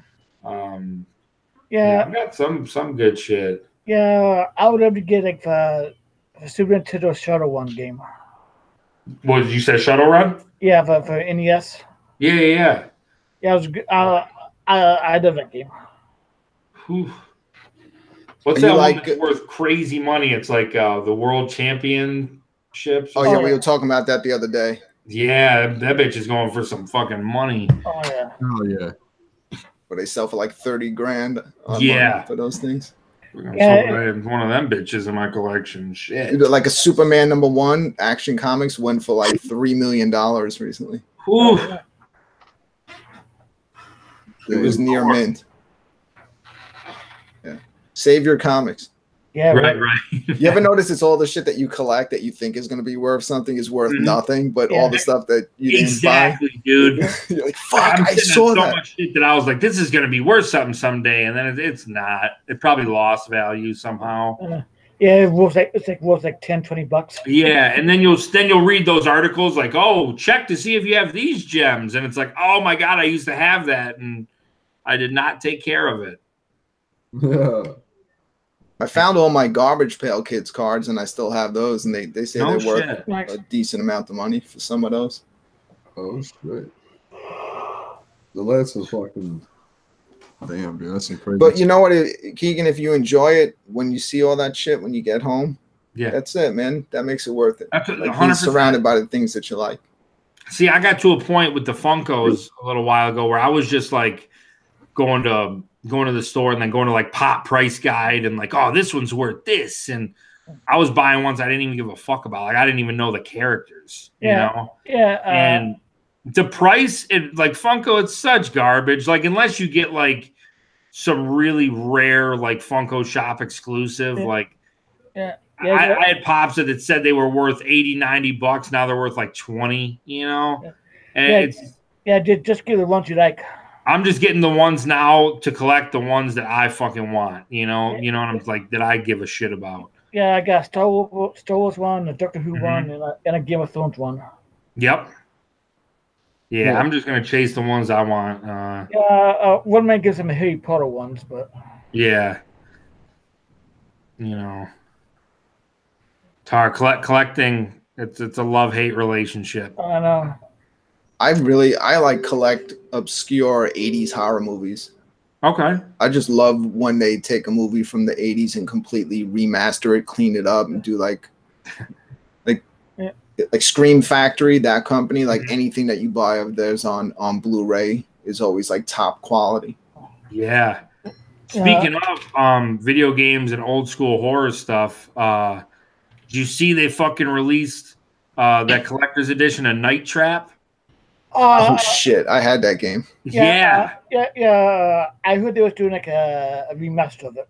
Yeah, and it came like by the time I saw it, they were doing a collector's edition for the Switch where you got like they put like a real VHS thing in there, and they made it look so authentic, and it fucking sold out right away. I had no chance of getting it. Not someone wants to know what non-Nintendo intellectual property are you into? Yeah, the crazy thing about that game is that when that went to like, what was it? That was Sega CD. That was like when they were trying to ban video games for being so violent, and Nintendo made a promise. They're like, you'll never see this game on any of our systems, and now it's out on the Switch. So I'm like, that's pretty fucking fresh. But didn't that have the girl from Different Strokes in it? Yeah. It's not a great game. It's just like that nostalgia, like I don't know. For its time, it was crazy. Yeah, and the game's not really that bloody or anything. No, it's not. And then they had that game. Then they had the other one when you were like in a vehicle and you had to like click left or right, and it was still the whole game was like pre-filmed.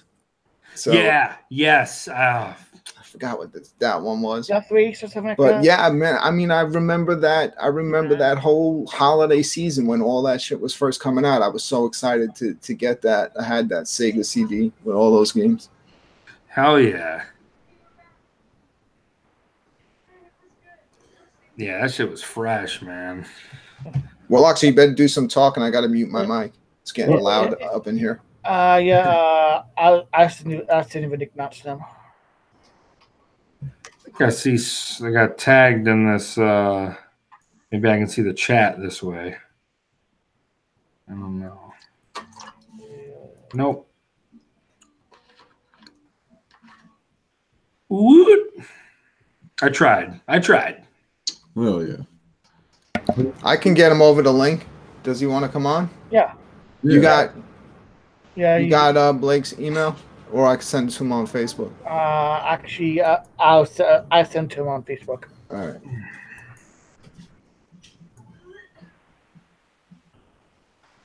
Steel City said Pittsburgh got love for you. Oh, Pittsburgh does? Yeah, Steel City Dahmer said it. Fuck yeah, man. Hey, gotta go Steelers all day. That's my team. Look at Chuck's on Pittsburgh. On my Instagram, blowing my shit up, guys. Who's that? Chuck Reeves. Oh, yeah, he's pissed off. Everybody's so now he's trying to look up my name and look up my real name and trying to look up my motherfucking address. What the fuck? Oh. Let's see.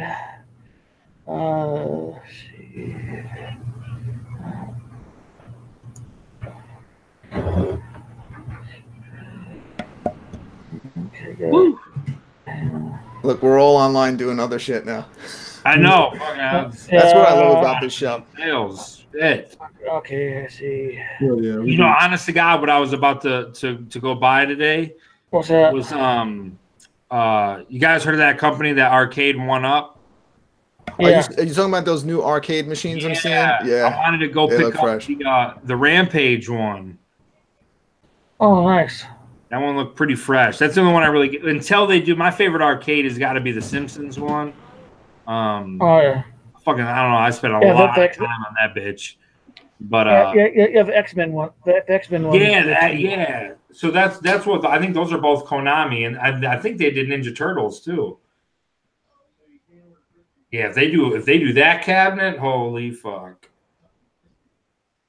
Now, can you buy those and just like emulate any game onto the screen, like put like a Raspberry Pi in there or something? Exactly, we're installing their own Raspberry Pis in there. I don't know. For me, I probably wouldn't fuck with it because knowing me, I'd brick it or I'd fuck something up. But they're just selling those with the one game in it. Well, the Rampage one has 4. You get Rampage, Joust, Gauntlet, and Defender. Oh, Gauntlet was my shit. Gauntlet was fucking fresh, man. That's all I was like, that's a pretty solid cabinet. Yeah.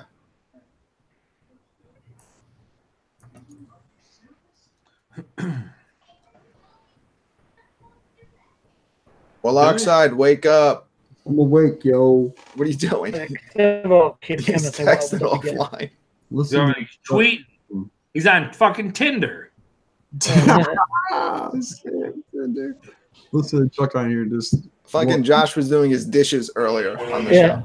Oh, yeah, well, you know, they got to get done. So yeah, it's like getting 2 things done at once. I mean, it is kind of efficient. Fucking multitask. Yeah. I don't feel like going out there to get my cigarettes. Where the hell's Not Slim One? I sent the link on Facebook. Where's DJ run for cover? He's probably booting up his Windows 95 computer. It might take an hour. He's got an old Macintosh. Macintosh. He had like an Apple II. He's got a Leapfrog.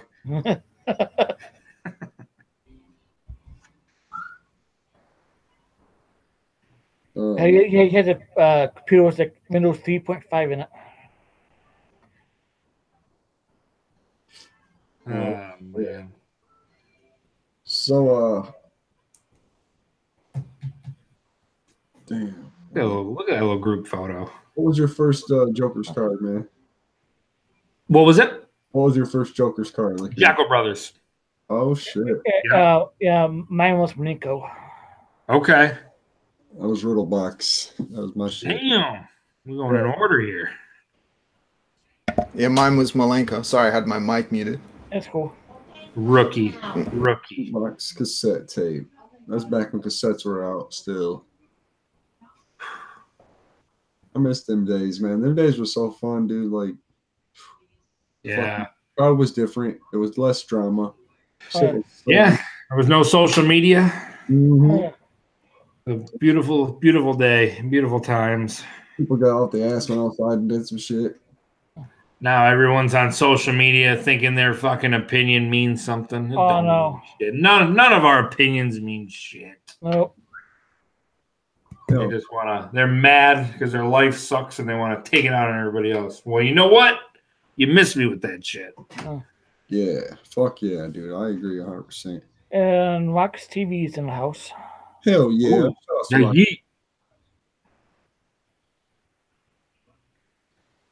Yeah, they were the ones they just I think they shared the live stream and tagged me in it. That's how I saw the YouTube link. Yeah. So shout out to them. I appreciate that. I'm a writer for Rox TV and a promoter. We Yeah.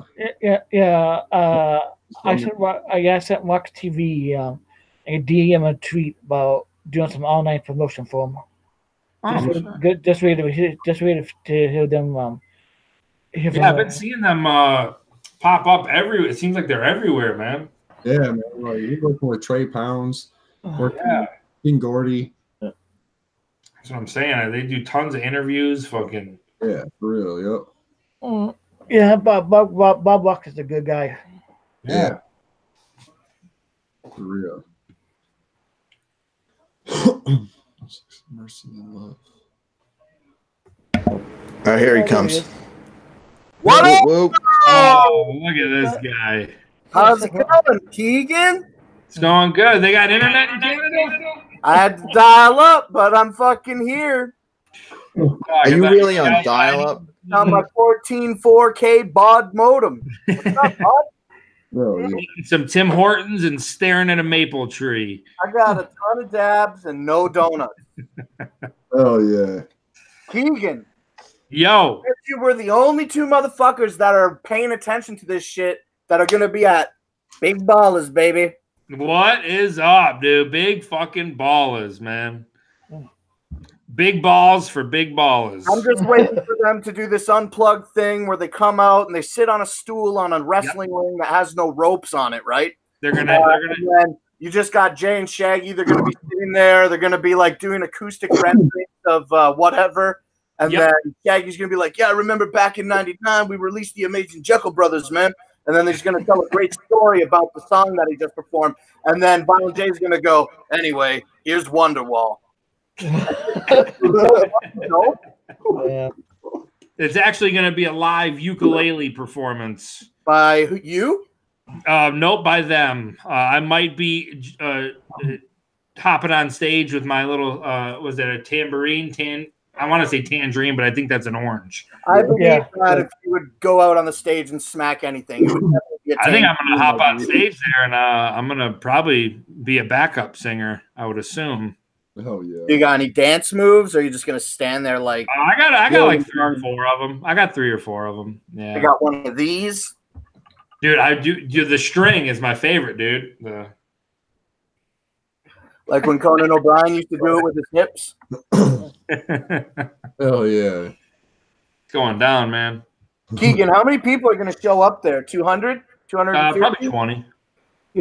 No, honestly, we were just talking about that. I have no clue. Even before we went on air for the Juggalo show, I asked Jumpsteady because I asked him if he was going to be on the show. He said he had to take care of some business. He had to leave, and I was like, "All right, well, how many?" Like when I talk about it, I'm like, "How many tickets are there?" And he laughed. He was like, "It's going to be pretty limited." Yeah, he was like, "So just say first come, first serve." So he didn't even give me a number. So. Well, I would like to think the warehouse is pretty big, so like comfortable anywhere between 1 to 200, I think would be the most comfortable. Then again, I don't know, because then they're doing private tours. So I have no fucking idea, man. Sorry to cut you off. No, you're good. I only ever had one opportunity. I was invited by Rob to go test play the expansion for Echoside, and that was in January of 2017. So I just went in through the main door at the front, up the stairs, down that very, very narrow hall. Very narrow. Blue conference room. Yep. And that's where me and Rob and a couple other people hung out and played. Dude, how are we going to fucking run tours of that place when everything is going to be single fucking file lines? And again, I'm with you. Because I didn't have any time to get details because Jump Steady had to leave that night. But I'm wondering if it's going to be like groups. You know what I'm saying? Yeah, maybe groups of 50 or something. You know what I mean? I think it should, because I think it's probably going to be groups, and then they'll have some dope shit set up in the warehouse, because the warehouse, like I said, is fucking large. So the speculation on Facebook was that there was the highest order number that we saw publicly available was 177, and some of the tickets have to be doubles. 25 tickets that are doubles sounds pretty reasonable. 177 and 25 tickets that are doubles are 50. So I'm thinking 200 people, man. See, that's what I'm saying. I'm thinking between 100 to 200. It seems like that would be comfortable without overdoing it, you know. And then run some groups of people, do your tours, which will be fresh. It's going to be all fresh. It really is. Like, I don't know. I just know, I know everybody up there, and I don't know the exact how everything's going to go down, but I know it's going to be dope. I know they better save one of those gifts for me. Otherwise, that's bullshit. But I'm looking forward to it, man. I think it's going to be a good fucking time. I was doing a podcast myself on Wednesday night, and I was saying that the people that were complaining about the $150 price tag for the ticket, those are the people that were never going to fucking go anywhere.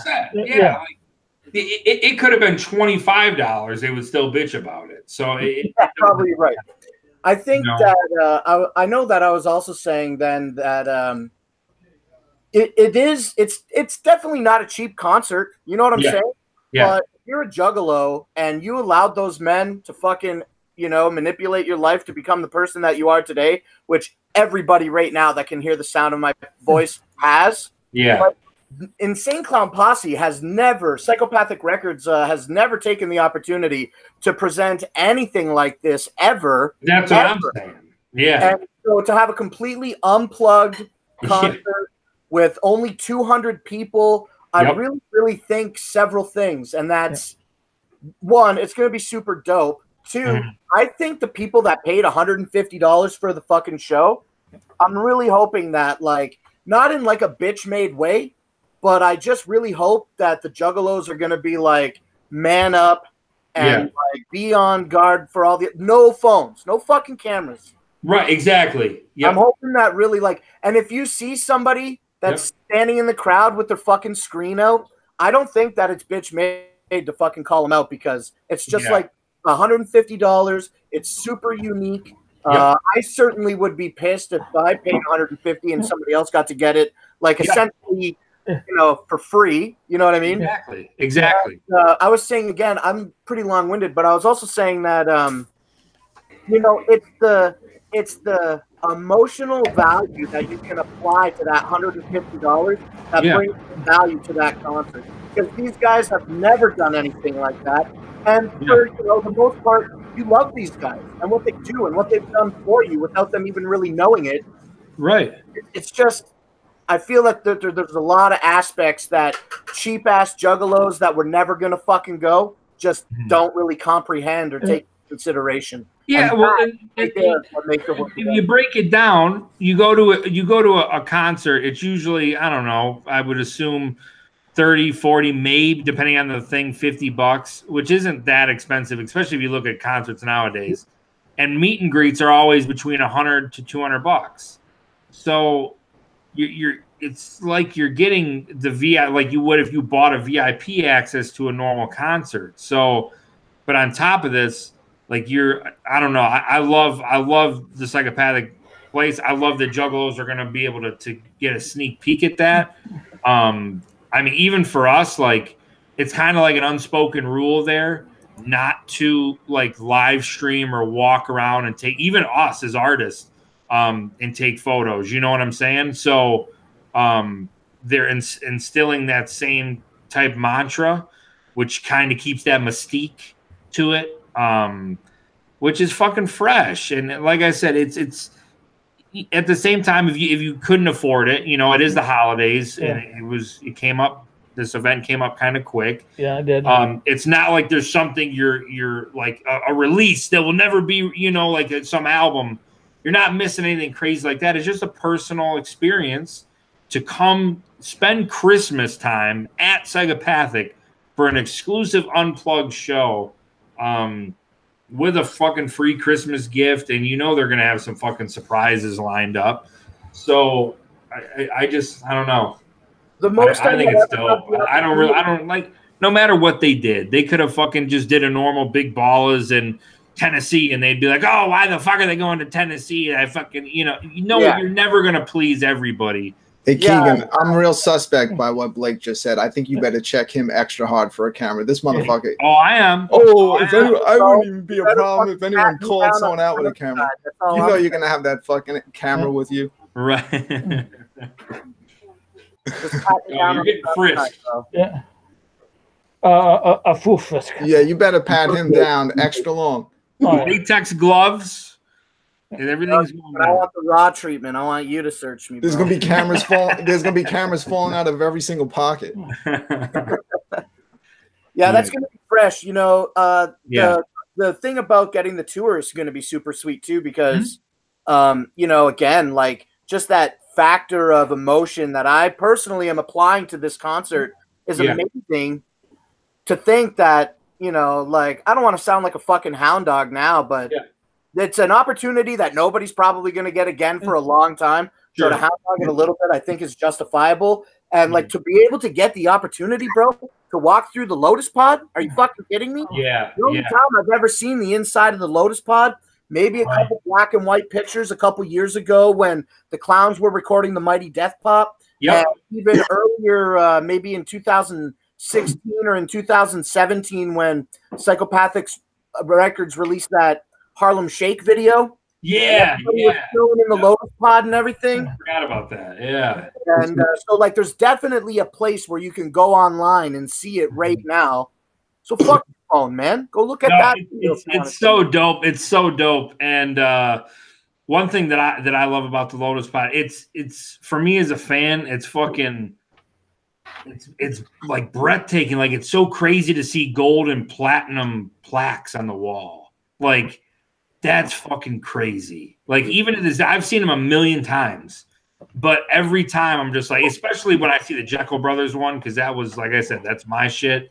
And to just see that motherfucker on the wall, like hitting those numbers, it's just, and being there, you know, where a lot of this shit went down, it's crazy, man. It's fucking, there's a reason, like I said, you don't see a lot of footage, like daily footage people posting from the Lotus Pod. You know, it's kind of like an unspoken rule where sure, we'll take some photos here and there, but most of Psychopathic, there's a lot of, like they said, the Wall of Karma where the offices are.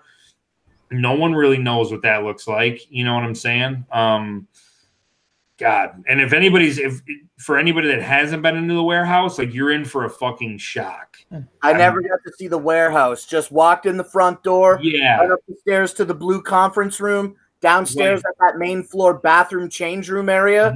Yep. And that's it. Those are the only and Jumpsteady showed me his office. He's got that closet full of fucking board games, bro. And I thought it was going to be like a crazy, like clinical, white, clean, dope ass office. No, man. Jumpsteady's office is like this homey, all wood fucking style, ranch style. It's like about Big Money Rustlers, and he's got the fucking Mudbug sign, or not the Mudbug sign, but he definitely has Rustlers paraphernalia on the wall.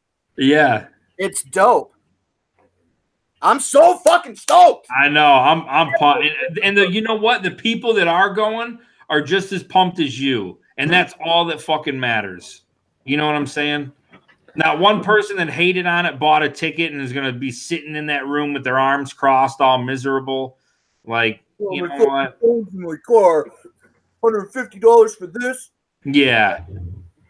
No, it's all people that think like us that are going to be up in that bitch 3 days before Christmas. It's a big fucking family Christmas party is what the fuck it is, man. I'm so stoked. Are you making the cookies? I'm just going to have a plate of raw cookie dough out. And nice. It's just going to be a tub and plastic sporks. And you're just going to fucking come get your fill from Uncle Keegs. Just a bunch of broken sporks inside the cookie dough. Yeah, it's going to look like a war zone in that what happened. Pillsbury tub. Now, when you were hanging out with Clay and Ouija and y'all made that Traduce mixtape, did you get the opportunity to do any production work or vocal recording in the Lotus Pod, or was? Okay, no. So Traduce, we did. Well, each song that was on there, like Ouija's, the freestyle that he had on there, he had recorded that himself and just brought that in. The tracks I actually did at my home studio with Straight Jacket, because those were on my Party Favor CD. And then Clay did his. We put the whole CD together at Clay's studio. And we released like a behind the scenes of us like actually shooting the intro. I don't know if anybody saw it because Facebook's fucking retarded. But it was at Clay's studio, which is really nice. And we didn't do any of that album at the actual Lotus Pod, truth be told. That was all pretty independent. It was an independent release. It was just something. It wasn't some master plan thought of. It was I was recording a song from my new CD, and Clay made the beat for me, and I got Ouija to be my feature on there. And we were all in the studio there for a while, and I was like, man, we're all doing our own projects right now. Like, why don't we fucking put like a little collection EP of some of the new shit we're working on, put it on this disc, and then fucking just print it like limited copies for the gathering, you know? And they were on board with it, and we fucking shot it, put everything together there that weekend. So, and I was happy to see the response. I didn't know how Juggalos would take to it. It's a very different CD, you know. But the love we got back from it was fucking insane. Can you tell me the story? I forget all the details of it, but isn't there a story about how you had to Photoshop numbers on the dice? On the cover?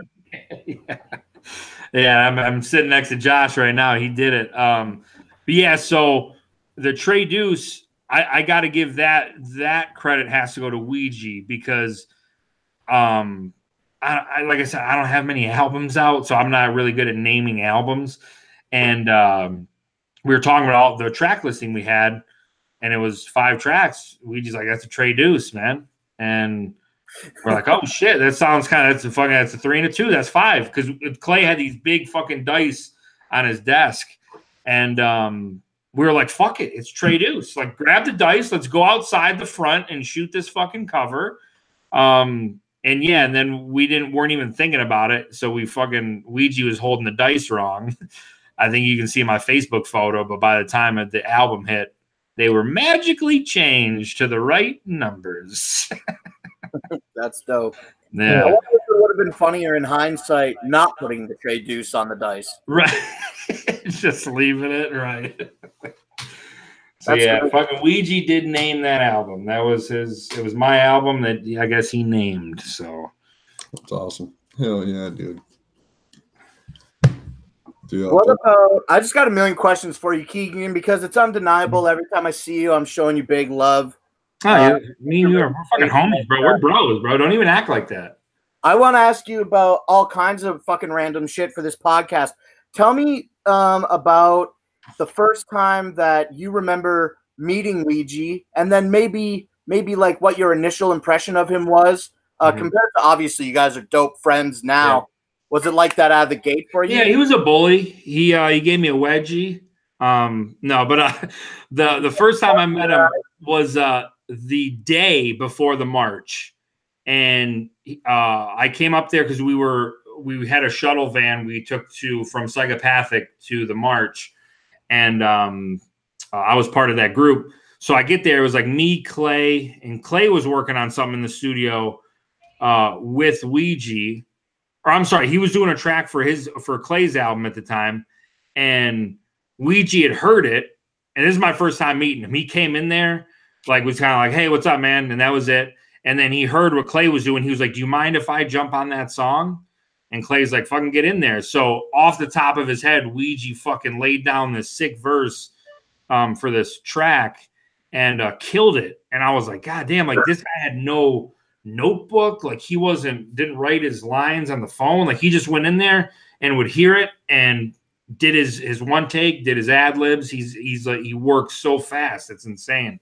And he was kind of, though, because we didn't know each other, he was a little shy. But me, I'm kind of loud and being the comedian, he would laugh at some of the shit I said.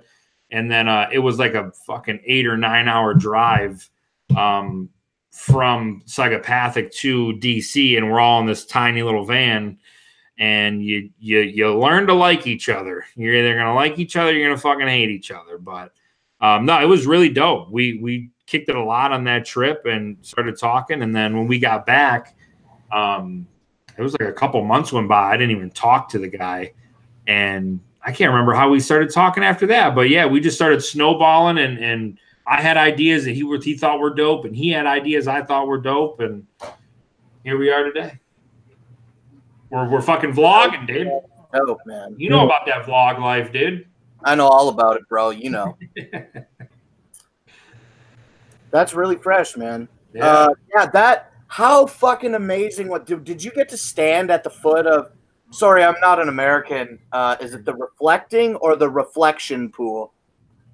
Oh, you're calling me out now. Whichever one it is. Were you able to stand in front of the stage and watch any performances while you were at the march? No. I got to speak because Jugganati told me a couple days before the march. I was going to go there with him, but he was like, "Hey, could you have a speech ready in case we need you to, to give a speech?" And I was like, "Fuck." I'm like, "Yeah, I guess, So I told him, I was like, "Yeah, no problem." And then we hung up the phone. I was like, "What the fuck am I going to say?" So, but I did. I ended up having this whole speech. What was it? How many days before the march? Oh, it was a handful. It was less than a week. Didn't he tell you at the gathering, or a week before the gathering, "Oh, by the way, we need you to do a fucking 2-hour sex file." Yeah. You're like, "Oh, yeah, okay." It's like, yeah, okay, fucking here we go. You're adaptable. Yeah, so that's kind of how it goes there. You got to know improv, man. You got to know improv to survive. But so I get my speech ready, and then it didn't look like I was going to have to give it. And I got to the hotel, and I read it that morning. And I was roommates with Carlito at that time, and Carlito was cool as fuck. And then he was like, "Hey, we're gonna head down there." I was like, "All right." I fucking read my speech. I crimpled it up and threw it away. And I was like, I got to rewrite it. I hate everything that I wrote. So I wrote it 45 minutes before we had to get on the shuttle to go to the march. I wrote it on index cards. I still have them saved somewhere. Sloppy as fuck. I spelled so many things wrong. And then I get there. Everything's going smooth. And Jugganati's like, "We might not need you." And then he comes up. He's like, "Oh, can you go up as soon as this guy's done?" And I was like, "Yeah, fuck, okay." So the... They just fucking do whatever they want. He was like, I mean, his defense, he was like, "Be ready, be ready." So, the guy got done speaking, and Jugganati, he's like, "Just get people pumped up, man. Really, really bring out your character, let people feel it." And I was like, "All right," because he knew I was a little nervous, and I get up there, I did my thing. Went fucking great. I had no idea he was having me give the final speech before ICP did. So I'm glad he didn't tell me, because I probably in my head I would have psyched myself out a little bit more. But yeah, it was really dope. Like having all them give the speech and trusting me to deliver that final one before the clowns. But the reason I didn't see any of the performances is so many people were doing a lot of jobs there and helping set up, like Rob, Billy, all these guys behind the scenes are doing double duty. And though our shuttle driver had been driving for like 24 hours straight. And I was like, bro, like, you got to take a break. So we arranged, I was like, look, I'll fucking help shuttle drive. You know what I'm saying? Like, if someone's got to do it, I'll do it.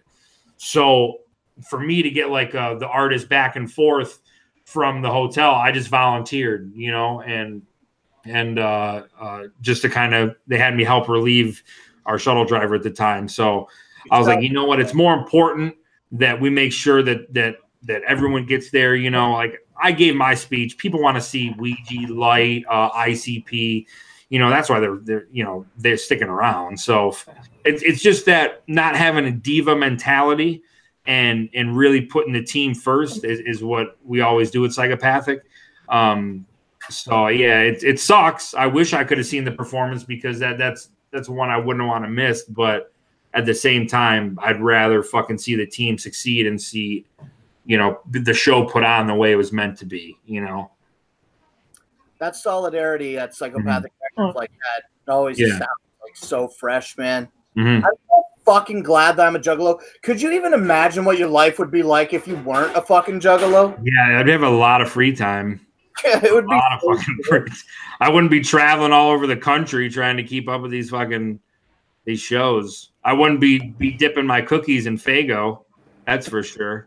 I remember an article that I read a few years back where Mike Clark was doing an interview, and he was saying that said something maybe not verbatim to the effect that I'm proud to say that I've always been a Juggalo. There just wasn't a word for it back then, which I think just speaks volumes. Yeah. Yeah. That's fucking, and that's true. It's true. I mean, I don't know. Like I said, nothing's guaranteed, you know. Nothing is.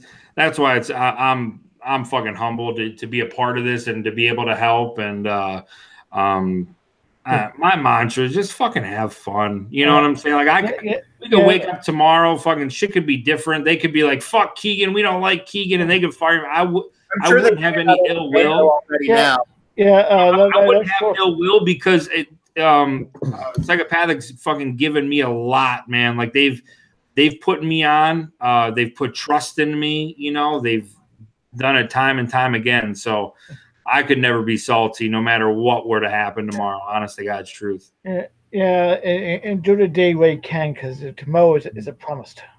Yeah. It's everyone's got their own outlook, man. But me, I'm a football guy, so I always think team minded, and I think of Psychopathic is one big team. And I think of the Juggalo, like when I think of Psychopathic, I think everybody, like the scene, and it just takes efforts from a lot of selfless people, you know, to make this happen. So. Yeah, you know, a lot of people say that they don't think Psychopathic hires Juggalos. And now, like, you just like pretty much proved that wrong. You know what I mean? Yeah, everybody at that fucking I can promise you, everyone at that office is a fucking Juggalo. Like I know everybody there, and from engineers to the guys behind the scenes, you name it. Yeah, it's again, that goes to my point, to where I sit back sometimes on social media. I'm like, where do people come up with these rumors? Like, honest to God, I know. Like every day there's a new fucking rumor or something that's so far fetched, you know. I can point you in the right direction, but I ain't gonna say no names. It's that guy Josh over there with the Ramones poster. I'm not even starting all the rumors. No, it's not me. I got nothing but love. Psychopathic. Stop lying. But see, now here's the thing. I used to make a joke about this when I would do a stand up at the gatherings and shit. It's like the big thing nowadays is everyone's got their own opinion. What makes a Juggalo? What is? And like me, I rarely wear Psychopathic merch. I'll be honest. I wear tall tees, and until they start making shit on tall tees, I'm not gonna rock t-shirts. But I don't have a Hatchet Man tattoo. Like I don't have any ICP or Juggalo tattoo. Like fucking iced out Hatchet Man charm, boy. I got that. I do got that. I do got that. Yeah. I did want to get a Hatchet Man tattoo. Yeah, and it's like there's some people that don't, myself included. But you're not going to tell me that I ain't a Juggalo. You know what I'm saying? Like there's different levels to that. So I think it's like some people get in their head. You know, I remember it used to be, oh well, how long have you been down? And that like my whole joke was, in my opinion, what makes you a Juggalo is if you have the balls to tell society you're a Juggalo, because there's no special perks with you telling the world you're a Juggalo. You know, like there's no like, oh, table for 4 for the Juggalo over here. Like if you have the balls to tell the world you're a Juggalo, you're a fucking Juggalo in my opinion. That's what I'm saying, dude. That's a good way to look at it. Yeah, Juggalo and proud of it. That's right. Has there ever been a time in your life, Kegan, where as a Juggalo you were like questioning being a Juggalo? I know that there was for me. If it helps your answer, like back in like around the end of 2013, I don't remember specifically what it was, but like the family, you know, bond was cracking, and that's around the time when I really was like, wait a minute, Psychopathic Records is just a record company, and family is the fucking word that they're using for branding with what the fuck they're doing. What am I doing with my life right now? And I really thought, like, for a few months, I'm like, man, maybe I should just not even fucking worry about being a Juggalo anymore. This shit's falling apart. Fuck it. And then I went to my first Halloween show. Forget it. Changed my whole life. Hell yeah. You know, it's funny that you say that is when all like I guess the split, if you will, that's when I started to come into the scene. I literally was getting into this behind the scenes when the Cypher 4 came out. And shortly after that is kind of when, you know, people went their separate ways. And there was a lot of talk behind the scenes. Some artists were like, man, is this going to be like a civil war, you know? And it wasn't at first.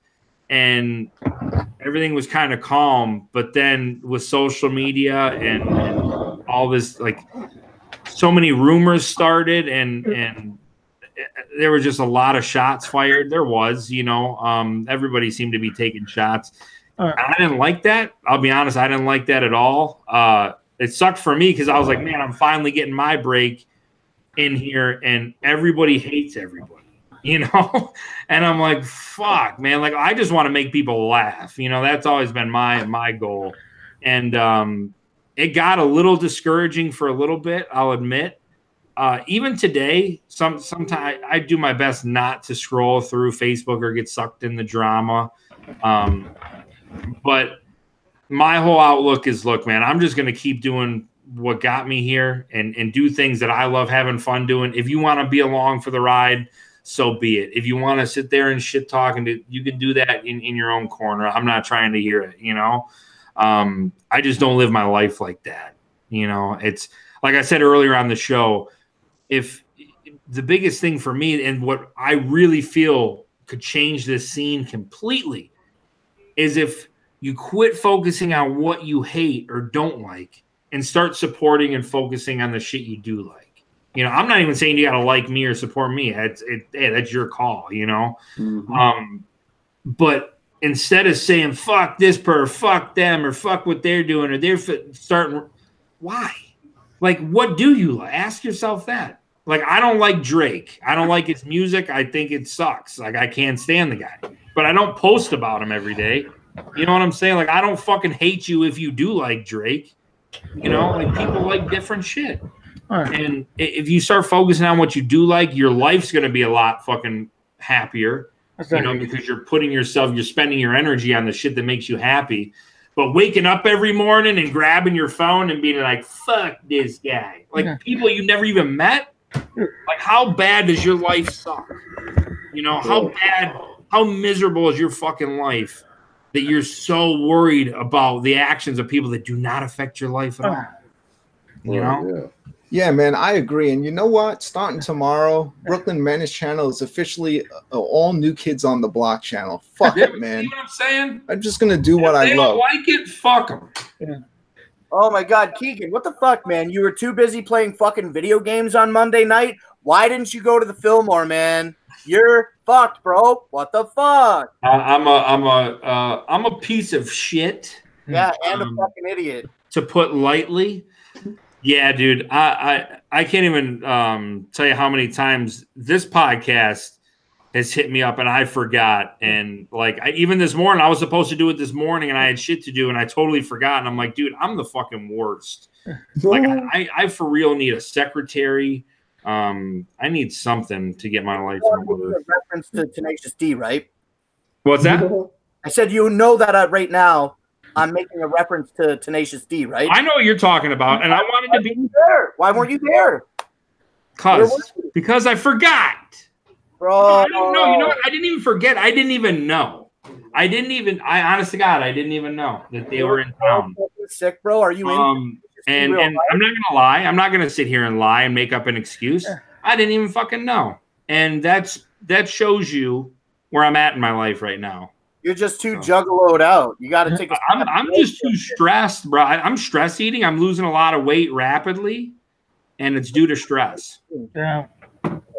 You fucking had me fiending hot dogs on that live stream you were doing when you went to the fucking Coney Island. Is that what it's called? Yeah. How were those? Hey, Kegan, American or Lafayette, bro? Probably Lafayette. Yeah. Yeah. Oh, yeah. You know why? Because you go in and you sit down, and then they give you water. The other place just takes it off. I didn't even think about that. Yeah. Lafayette is where it's at, bro. The chili is more smoky. Like, bro, they're doing it right over there, bro. What? They're doing it right over there. I don't know what to tell you. American, bro. I'll never go there again. That's dope. Yeah, there. I have a billion questions. It's just sometimes I'm shutting up so other people can get a foot in the door. Yeah, I'm trying to shut my mouth too. Questions about your personal relationships with other Psychopathic Records employees. Can you think of a time where you're like, because I have to make an assumption that like there's been times in your life where for non-job oriented things you've been probably hanging out with, you know, like Joe Bruce and Joey, right? Sure, yeah.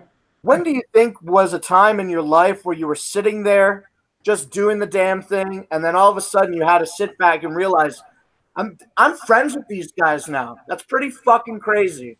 Okay, so I'm gonna give you a quick story, and it kind of explains to where I'm at now. So one of the reasons. Story again. Yeah, have a seat because this is a long one, kiddos. No, but so one of the reasons I got elevated, if you will, at the gatherings was things were going a little rough for Upchuck. And they had called me and they said, look, you know, like it's getting kind of violent with this guy. We don't know what's happening, like if it's the events or if it's him.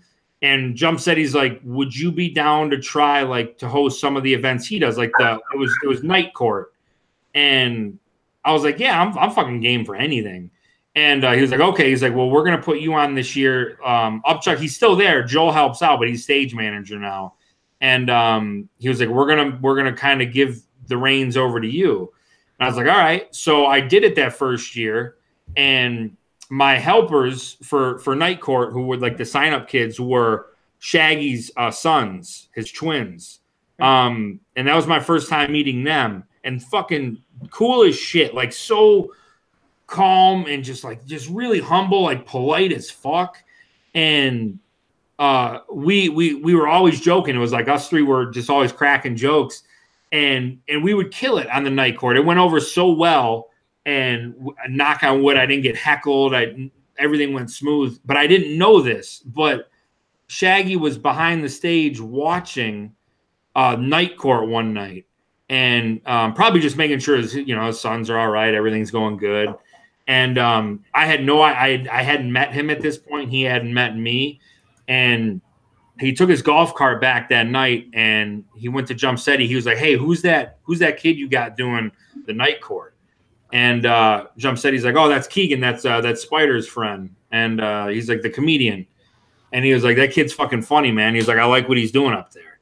And like that went over well. So when we got done with the gathering, Jump Steady called me and told me that story. And he was like, apparently, he was like, I didn't get a chance to see it, but he was like, the people that went there, you know, Shaggy, and there was a couple other people, they were like, they said it was fucking hilarious. And I was like, well, good, man. I'm like, I'm glad, because that was my first time doing it. And then so now to this point, like it's kind of like ever since, me and Shaggy have always been really cool. It's never been anything like that. And who has a tremendous amount of respect for me, which I don't talk to that often, is Violent J. Nice. And he always fucking puts me on like almost like a pedestal, if you will, to where I don't even think I belong. But he's just always been super respectful and believed in what I do. So it's fucking mind blowing, man. Like if you would have told 9-year-old Kegan that picked up the Jekyll Brothers CD, like this is where I'd fucking be, like I'd say you're cuckoo for Cocoa Puffs, because that's what I said when I was 9. Yeah, but yeah. One of the big goals for shows is to have Ben, Jay, or Shaggy on the show sometime. Yeah. Wait, what was that? I know one of the biggest goals is to have like Jay or Shaggy or anybody for Psychopathic. It's like any of the artists on Psychopathic on the show. On shows? No, on our podcast right here. Oh yeah. I mean, I don't shit. I put the word out. I don't give a fuck. I think yeah. We always say that's like one of our biggest goals to have is to like have them on. Yeah, like I said, those guys now obviously they've got fucking families and so it's a lot different from what it used to be back in the day. Definitely, but yeah, no, I'm because they're always fucking crazy busy. So I always do my best to not interfere with what they're doing. You know what I'm saying? Like I feel like there's a lot of people, and I'm not knocking anybody, but there's some people that, given the chance, I feel like they would try to just jump in to be next to, you know, Violent J and Shaggy to kind of get their clout up, if you will. I've never been like that. Like I'm a Juggalo too, so I want to see what they're doing. You know what I'm saying? And it's like, I'm happy with where I'm at. Like they are the breadwinners. They are Psychopathic. They're the reason why we're here, whether you like it or not. Yeah. So let them do their thing, and they let me be Kegan. You know what I'm saying? And it's not like they say you have to stay away. I know what the Juggalos, gun to their head. Do you want to see Kegan talk or do you want to see ICP? Who do you think they're gonna pick? Yeah. You know what I'm saying? You can't be so big headed. Yeah. Where you got to understand the scene we're in, you know? I'm fucking more than happy with where I'm at. Right? I have a fucking blast. I get to do what I want to do. I'm cool. Some people, though, like I said, they'll use that almost. I feel like, given the chance, a lot of people would ride the coattail, like artists that you never heard of, if they got that chance, would. And hound dog, if you will. Yeah. And I don't want to be that, man. I'm fucking happy with where I'm at. We've got a great friendship. That's cool. I know we send like messages like Mutant Clan or like MC Hammer. MC Hammer. So it's like So Mix It Up, and it's other artists to come on. Yeah, no, like that's you guys are obviously fucking killing. I mean, there's people fucking watching on YouTube. You guys. Yeah, I like this setup. I'll be honest; it's kind of laid back. We're laid back. Just use shit, and and we're like as drama free as we can be. Yeah, drama. Yeah, it's possible. Yeah, drama seems to find us quite a bit because certain haters, but other than that, you know how it is, man. You get haters with everything. Yep. Well, you always will, and it's unfortunate. Like I said, it's. Hey, if that's how you got to live your life, man, do it. I thank God I don't wake up just hating people I don't know. Right. Thank God I don't have that mentality. We try to stay as positive as we can be. Yeah, as much as possible. But it's 2018. That's the cool thing to do, man. It's just fucking on everybody. Yeah. Kegan. Yo. big shout outs to Andy Sherman and the For Juggalos by Juggalos gaming fucking thing. And mad fucking props to you and public recognition right now for what you're doing by supporting him, by giving him that room. Man. And for maybe, if I can obviously say it right, if some people are unfamiliar with Andy's For Juggalos by Juggalos movement, I personally think that it's hella cool. Yeah. That part of the urinal video by Ouija Mac was shot in that room. The whole video was done in my building.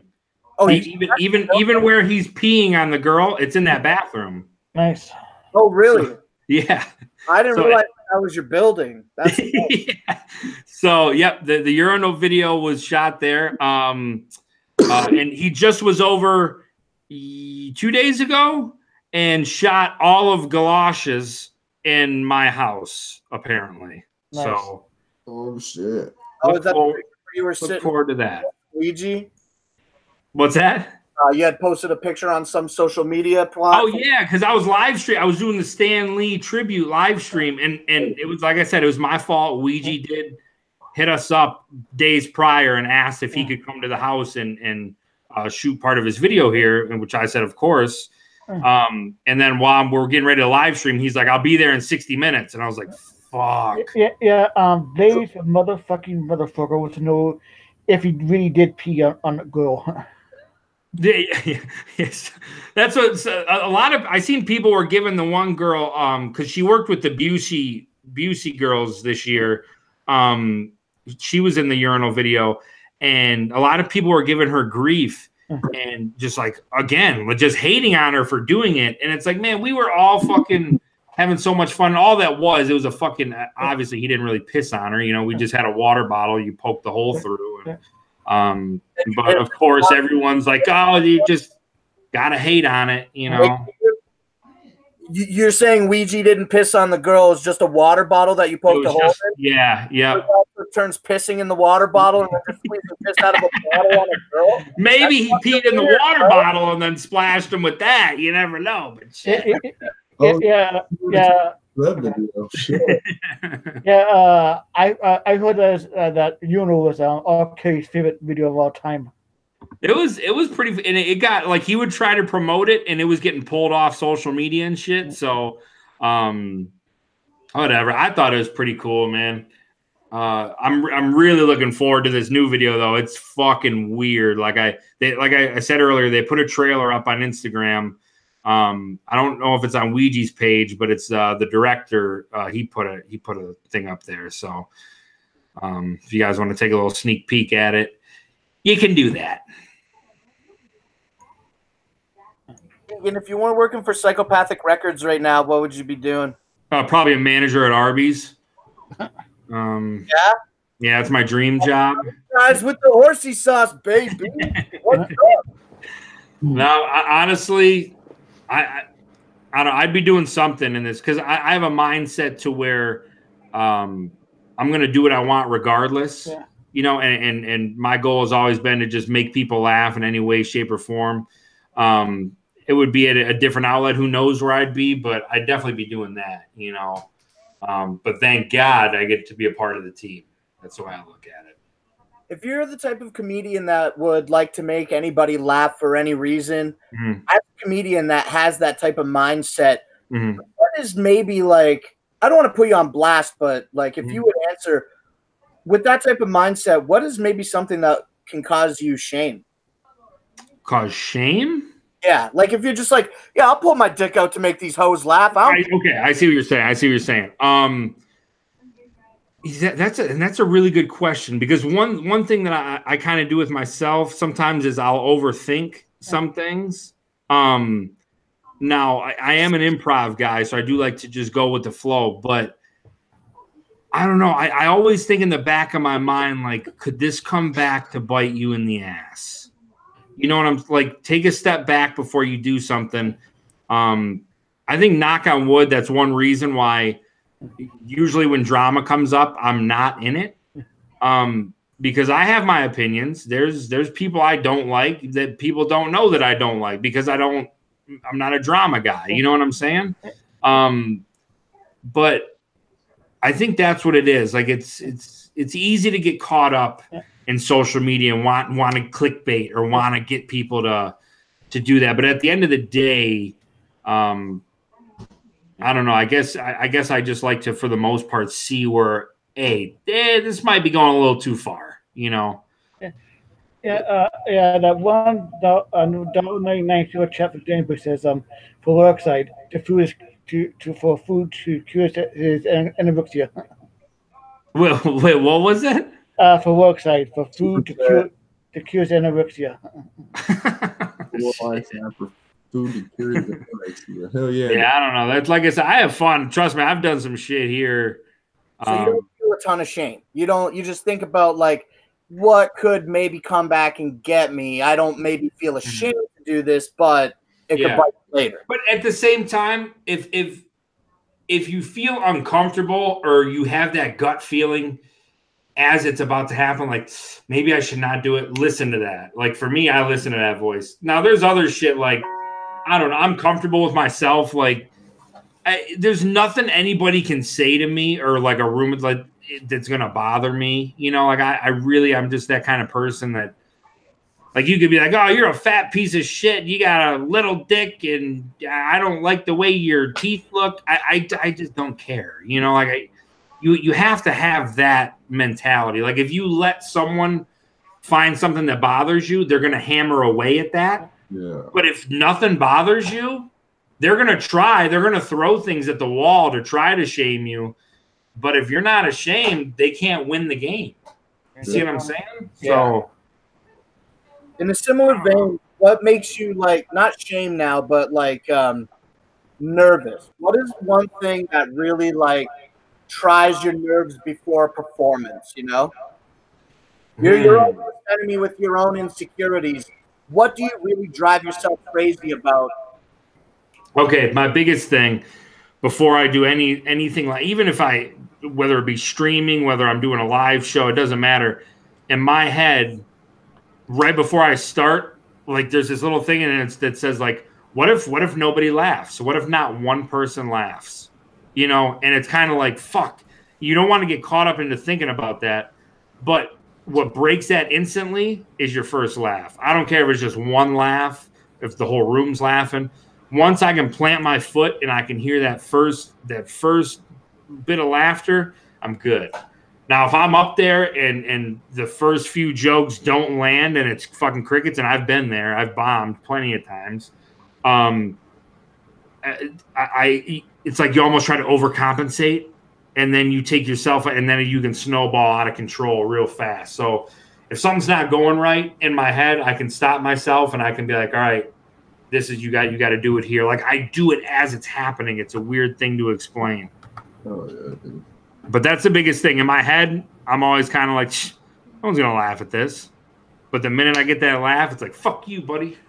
And you feel as every other human being where you're your own worst enemy for your own created content. 100%. 100%. You're your own worst enemy. I know there's a lot of people, even that I've talked to, even fucking, take for example, Ouija. He's ran some ideas by me. And he's like, I don't think I should do that. I don't think that's funny. I don't think. And it's like, hey, you're the one putting the limits on yourself. You know, like you're the one that's saying it's not going to be funny.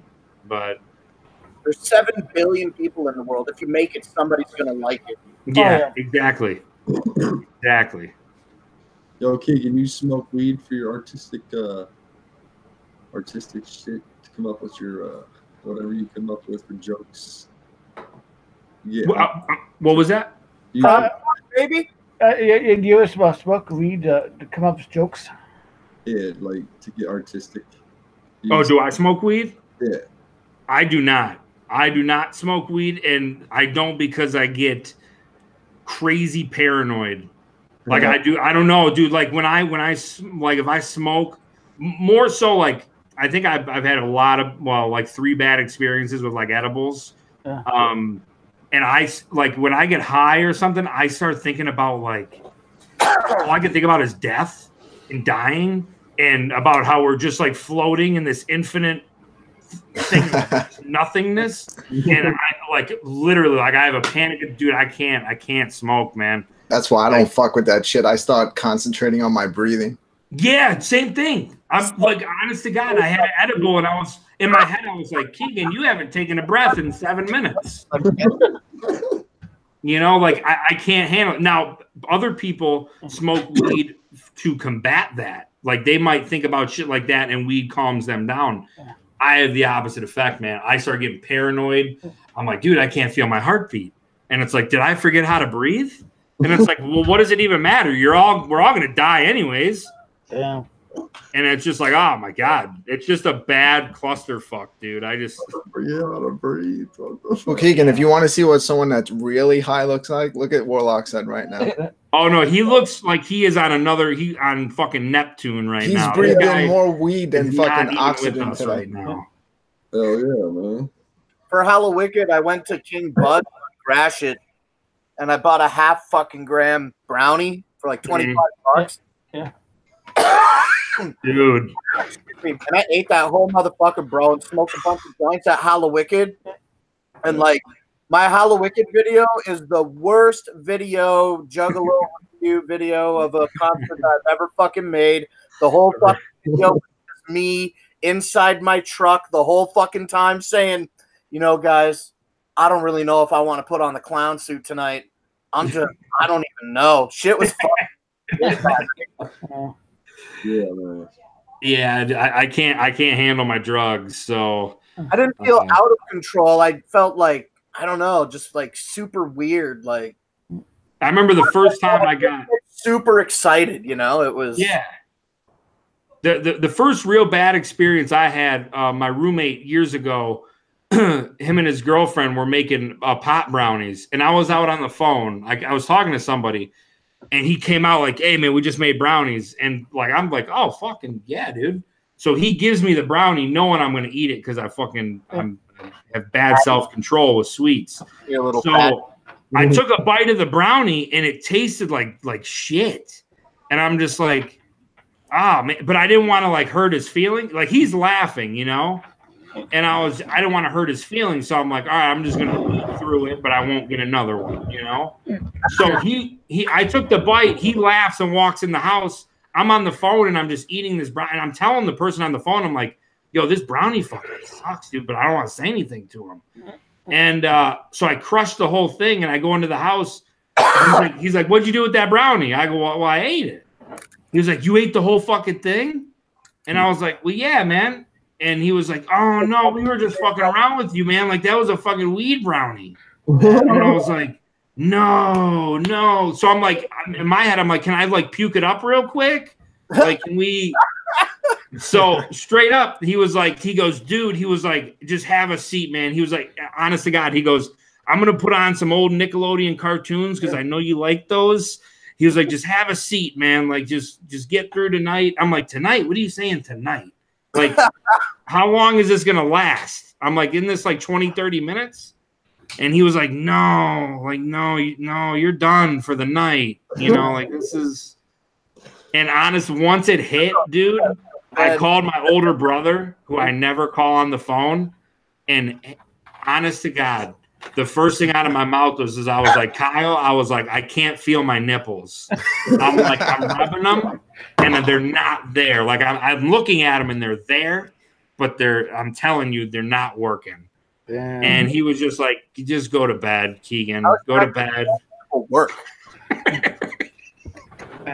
So it's not working. What the fuck? Dude, I don't know how nipples work, but I was like, dude, I can see the bumps there. Like I know that I have bumps on my nipples, but I'm not feeling them, dude. And he was like, yeah, you gotta go to bed. So I laid in bed staring at the ceiling, like if what felt like for all night. It was probably 7 minutes. And all I kept thinking was, you're on a big floating rock in the middle of nothingness. No one has the answers to anything. You're going to die anyways. So what do you even care about anything for? And I just laid in complete darkness with that. And I woke up in the morning. I'm like, yeah, I don't think I'm doing that again. So I got way too high on acid before the Killjoy Club. Yeah. And they ended and the daylight cracked. And I was playing in the camper. It's like fucking 7 in the morning and everybody's passed out, but not me. I'm just fucking in the zone. But I didn't want to get up because I kept telling myself, I'm like, bro, it's 7 in the morning. You were up all fucking day. Killed myself at like 5:30 in the morning. And if you get out of bed and go do anything right now, you're going to ruin the whole fucking last day of the gathering. I just like laid alone. Like, well, my homeboy was laying in bed next to me because you know how gathering setups have to be. Yeah, you sleep on top of your boys. I got you. And yeah, so he's just fucking sawing logs, and I'm just like chewing on a toothbrush like a fucking moron. Yeah. It was awesome. I feel you, man. I just got to get some sleep sometimes. He comes up to me. He says, "Man, are you okay, man? You were like convulsing and something in your sleep." I said, "No, you were on acid, you fucking idiot." You were going fucking crazy, bro. I can't believe you just reminded me of that. Yeah, that shit's terrifying, man. Poison in your belly. That's funny shit there. Terrifying. How do you party? How do you what's your accommodations like at the gathering? You stay on the sites or do you I used to camp. As of the past few years, they take care of my room and like the shuttles from the hotel to the grounds. So I'm not gonna lie, like I used to be like, yeah, dude, I'm camping. Like, fuck you if you don't camp at the gathering, you bitch. Like I used to be one of those until I got the treatment.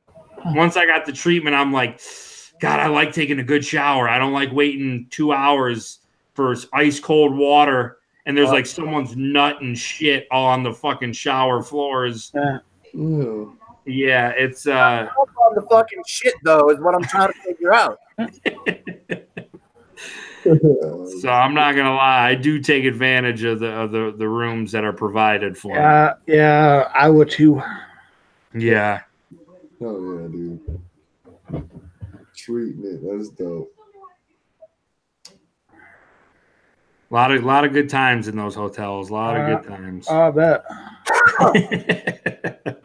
You can tell us more stories. Tell us a story about like you on the stage looking out at thousands of people and just feeling it. I just love hearing stories from you and your experiences with Psychopathic Records so much. I love hearing them. And just like I wish that like when you tell them, I close my eyes and like I'm as sure you should. As you should. Don't fucking take it too deep. But when you tell the story, I close my eyes and I depend on you, bro. And I just want to be there looking out over the whole like every Insane Clown Posse show that I'm getting to be able to attend. Like it's my mission, obviously, like a lot of juggalos to get up on the stage. And like it's so dope that I can say I'm looking at like we were up there together though, weren't we? The year before Oklahoma, we were up there for Faygo Armageddon together. Yeah, you were like, "Hey, what's up?" And then you turn your shoulder. Yeah. You were with that girl. Yeah, and Tom Wood, because Tom Wood wouldn't fucking go up there, and I go, "Look, bro," I go, "If I go up there, will you go up there?" And he was like, "I'll do it." And then so we got up there. He had the time of his life. Yeah, and I remember looking over at you because I always thought you dressed like if the Mighty Death Pop had an outfit, I felt like it would be your outfit. Polka dot one? Yeah, the purple clown suit thing, dude. It like to me, it's like if you put a mask on, you are the Mighty Death Pop, in my opinion. But I love you. Yeah, dude, it was always been a dream of mine. They put me on main stage in Oklahoma, which is fresh. Don't get me wrong. But I always wanted to do suits yet. What's that? You have to be one of the ones that dances on. You've been a Faygo monster. I was only a Faygo monster for Slam Fest for my vlog. Like for, December 23rd. No, it was the final date. What was that? It was Easter because I was putting little Easter eggs throughout the venue. Slam Fest. Sorry. Yeah. December 23rd was the Great Malenko tour. Oh no. So I just wanted to do it to say that I did it. And I did so fucking bad that I know they'll never ask me to do it again. I got a homeboy. His name's Rob Bowling. Mm-hmm. Yeah. I think he's in my fantasy football league. Big boy. Yeah. Yeah. For sure. He probably loves sports. But he got that unique opportunity presented to him as well. And he did it in Windsor, Ontario. Ooh. And, he was just like, fuck, man.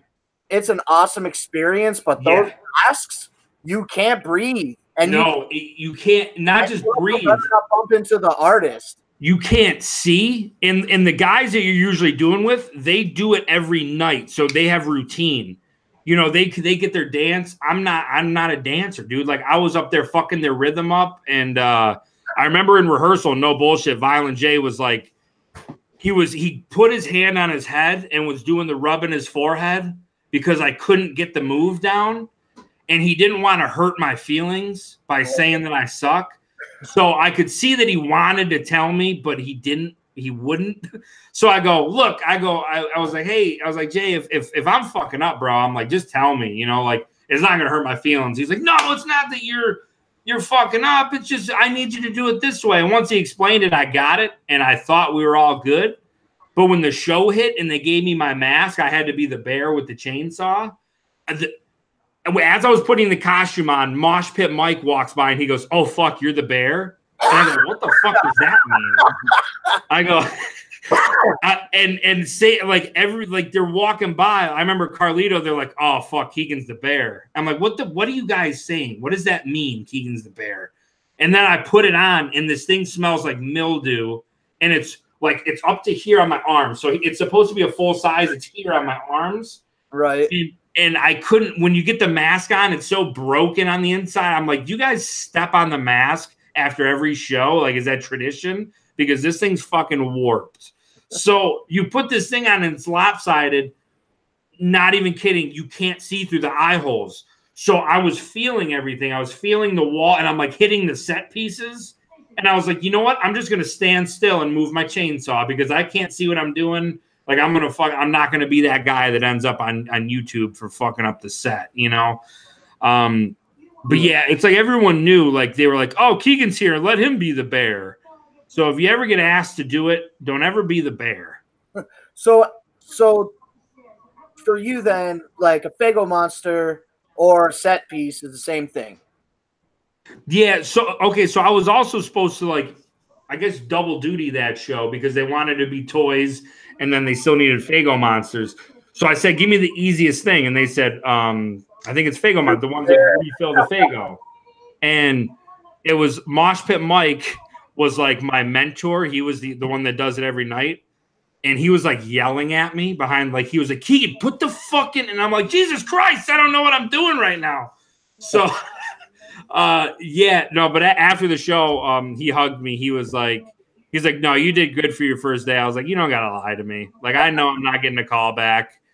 You know, I know this was it. So yeah, dude, it's brutal. It looks so good when you're watching it as a fan, but I promise you it is so chaotic. It sounds like it. Sounds exactly nothing less. I just wanted to do it to say that I did it. You know what I'm saying? Yeah. I'd love to get the opportunity. I can barely walk to my own fucking bathroom. Dude, it's tough. Getting out of fucking breath. I couldn't imagine what it must be like to lug out fucking cases of pop. Like,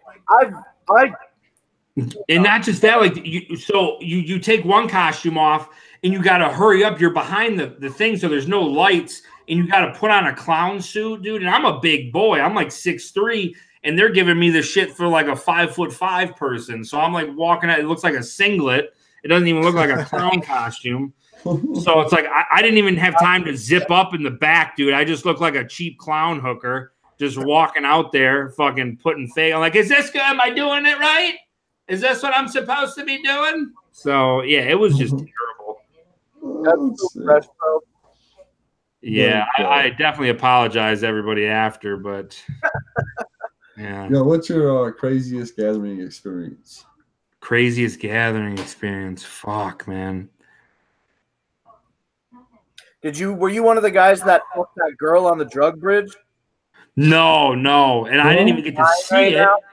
And then I get home and everyone's posting it online. I'm like, where the fuck was I during all this? Was I like waiting in the autograph tent? What the fuck was I doing? Oh my god. That girl had pussy lips like the entrance to the autograph tent. Dude, straight up. Like, it just looked like that bitch sat on 2 pieces of bologna. It was just fucking more than 2 pieces of bologna that day. That's fucking sick, yo. Yeah, I missed all the good shit, I guess. I don't know, man. Because I'll be honest, like, I love staying busy, and so like I said, I always tell them, give me as many events as you can, because that's what I like doing. God, I know there was some, like, I'm having a brain fart, man. I really am. Because you see some shit. Like a booty hole that was like, damn, or like. Oh, no, yeah. Well, I've got to host the lingerie contest twice. Miss Juggalette I did for the first time this year. That was pretty fresh. So that shit's always fun. But, yeah, dude, there's a costume contest, too, at this year's gathering. Yeah, dude. It sucked because it rained, bro. Won that shit. Mr. Hack, like. Yeah, it was. I was just pissed that it rained. Yeah, that was kind of. There's a lot of time people spend on their costumes, and it's like, fuck, dude. Like, the dirty. Fell off the fucking stage. What? Oh yeah. Came out. There was like one of the first ones, and they were like cinched up and fucking. They couldn't walk. One more step, and that person was falling off the stage. Everybody was yelling. When that person they had like a huge box that was the riddle box. Oh yeah. Because we had to have, I remember making a joke about them being like not being able to see or something. And then they almost fell off the stage. Yeah, yes, I remember that. I fucking remember that. That's dope. Oh my God. That is awesome. Yeah, man. I did this year in the parking lot. Me and Ouija got there the night before. So we grabbed the golf cart and we're like, fuck it, we're going to go party in the parking lot. And the minute we get out there, someone greets us by sticking a bottle rocket up their asshole and then lighting it towards us. Like, I have it on video. And I'm like, gee, well, welcome home. Like, now it feels like a gathering. Brooklyn Menace here and the fucking other idiots that I was camping with on the baller lot. They were fucking lighting fireworks off on me. They put a bunch of fireworks in a fucking soup can. Put it straight on my chest while I was sleeping. I was grabbing a quick 5 before the fucking clowns went on the last night. And I got this fucking, they're assholes. I saved your ass, man. They were going to put those firecrackers right next to your ear. Damn. Bust your shit open. Yeah. Brutal. We put him between his legs instead. So listen, bitch. Oh, but it was funny when you did it to Ross. Well, yeah, but Ross drank an entire fucking, what is it, 26 ounces? A fireball. Was it 26 ounces? I don't know how he lived through that night. He drank the majority of that fucking bottle. Level 17 freshness. I'm giving everybody a knuckle sandwich, bitch. His own shoe that he was wearing. Fuck. I love the gathering, bro. No, there's nothing like it, dude. And this is the fucking 20th, bro. Supervillains. Come on, man. This shit's like, yo, we're gonna do a 4-day thing, okay? And you can come out and it's all for free. You just have to pay the admission, all right? Yep. And we're gonna do that for the next 20 years. And we only ever offered 2 fucking concerts other than the gathering that are over $100. We really need you to fucking complain about that shit, okay? Like, please, you know? I'm looking at my Carnival of Carnage fucking admission pass right now, and I'm thinking, these guys are fucking idiots. I don't know. Like I said, all we, honest to God, there's like, we just try to have fun up there.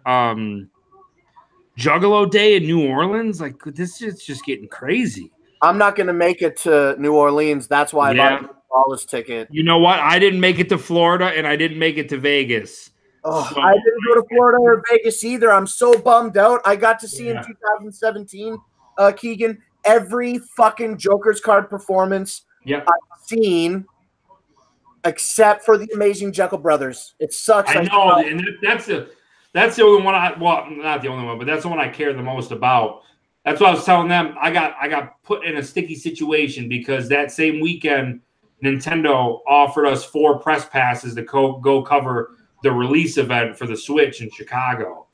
And I told Jump Steady, I'm like, dude, I don't know if I'm going to get a chance like this again, you know? And they all understood. They were like, fucking go do it.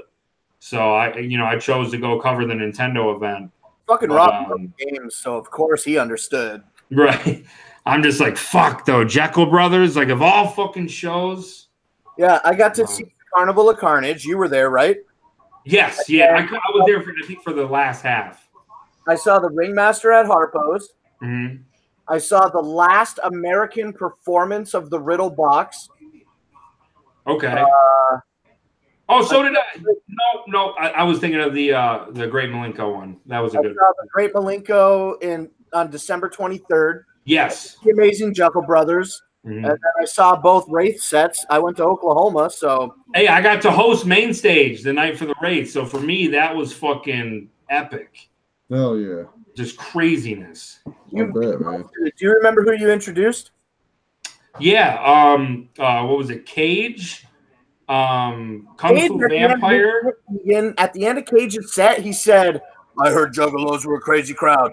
I disagree. And then he walked off. But then, even though that's not anything, I have it in a video online. Oh, and fuck. Even though it's nothing worth beefing about, didn't Cage come back? He came back. He did another Juggalo show. I can't remember when, but it was recently. Yeah, Hallowicked. Oh, yeah, he was at Hallowicked. I didn't really. The only show I saw at Hallowicked was the Clowns. I saw a little bit of Trey Pound when I walked in. Okay. And, that was about it. Yep. Yeah, so that's dope. He's like, you guys aren't that badass or whatever. That's not verbatim. And then he came back. That's dope. No shit. Yeah. No, he's a cool guy. Like behind the scenes, he's real chill, real humble. Who else went on that night? That's crazy. Gathering. And then I think the rock band I had was Kissing Candace, I think. They were cool. The guys with the masks. Yeah, they were cool as fuck too. I got lucky, man. I had some cool ass fucking people.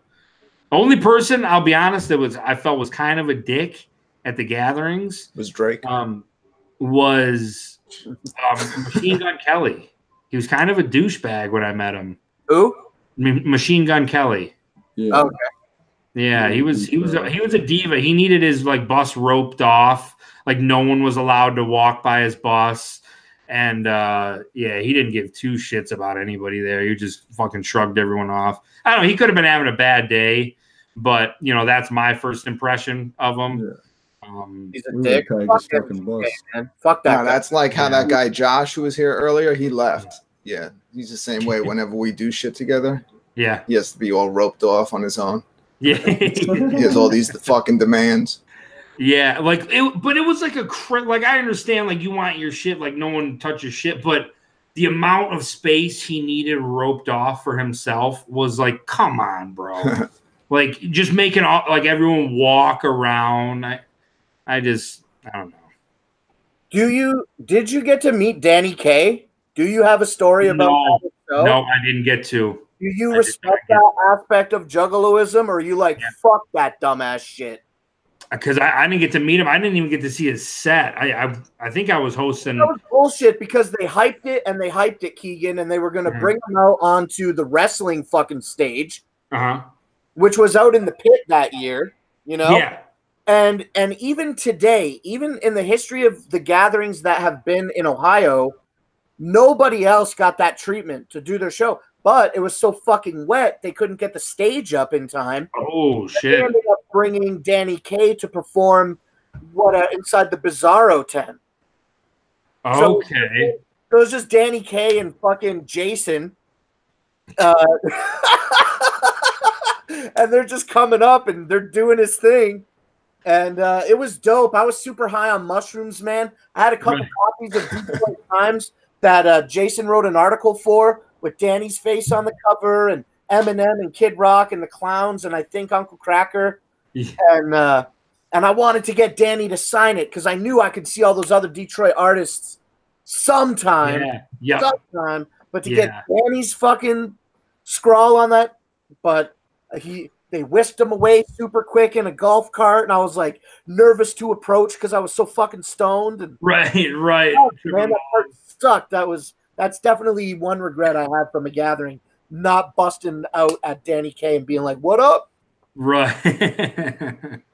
Yeah, I was bummed. See, now that's the only downfall is usually at the gatherings because I host game shows and stuff. It's always throughout the whole night, so I don't get to see anything ever after main stage.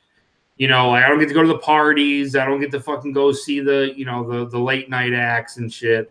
But at the same time, like I said, I get to do my thing. So it's like I can't bitch. But it's just that's the gathering. There's 10 things going on at once. You got to pick which one you want to do. You know, that's what I love about it, man. You can't do the whole thing.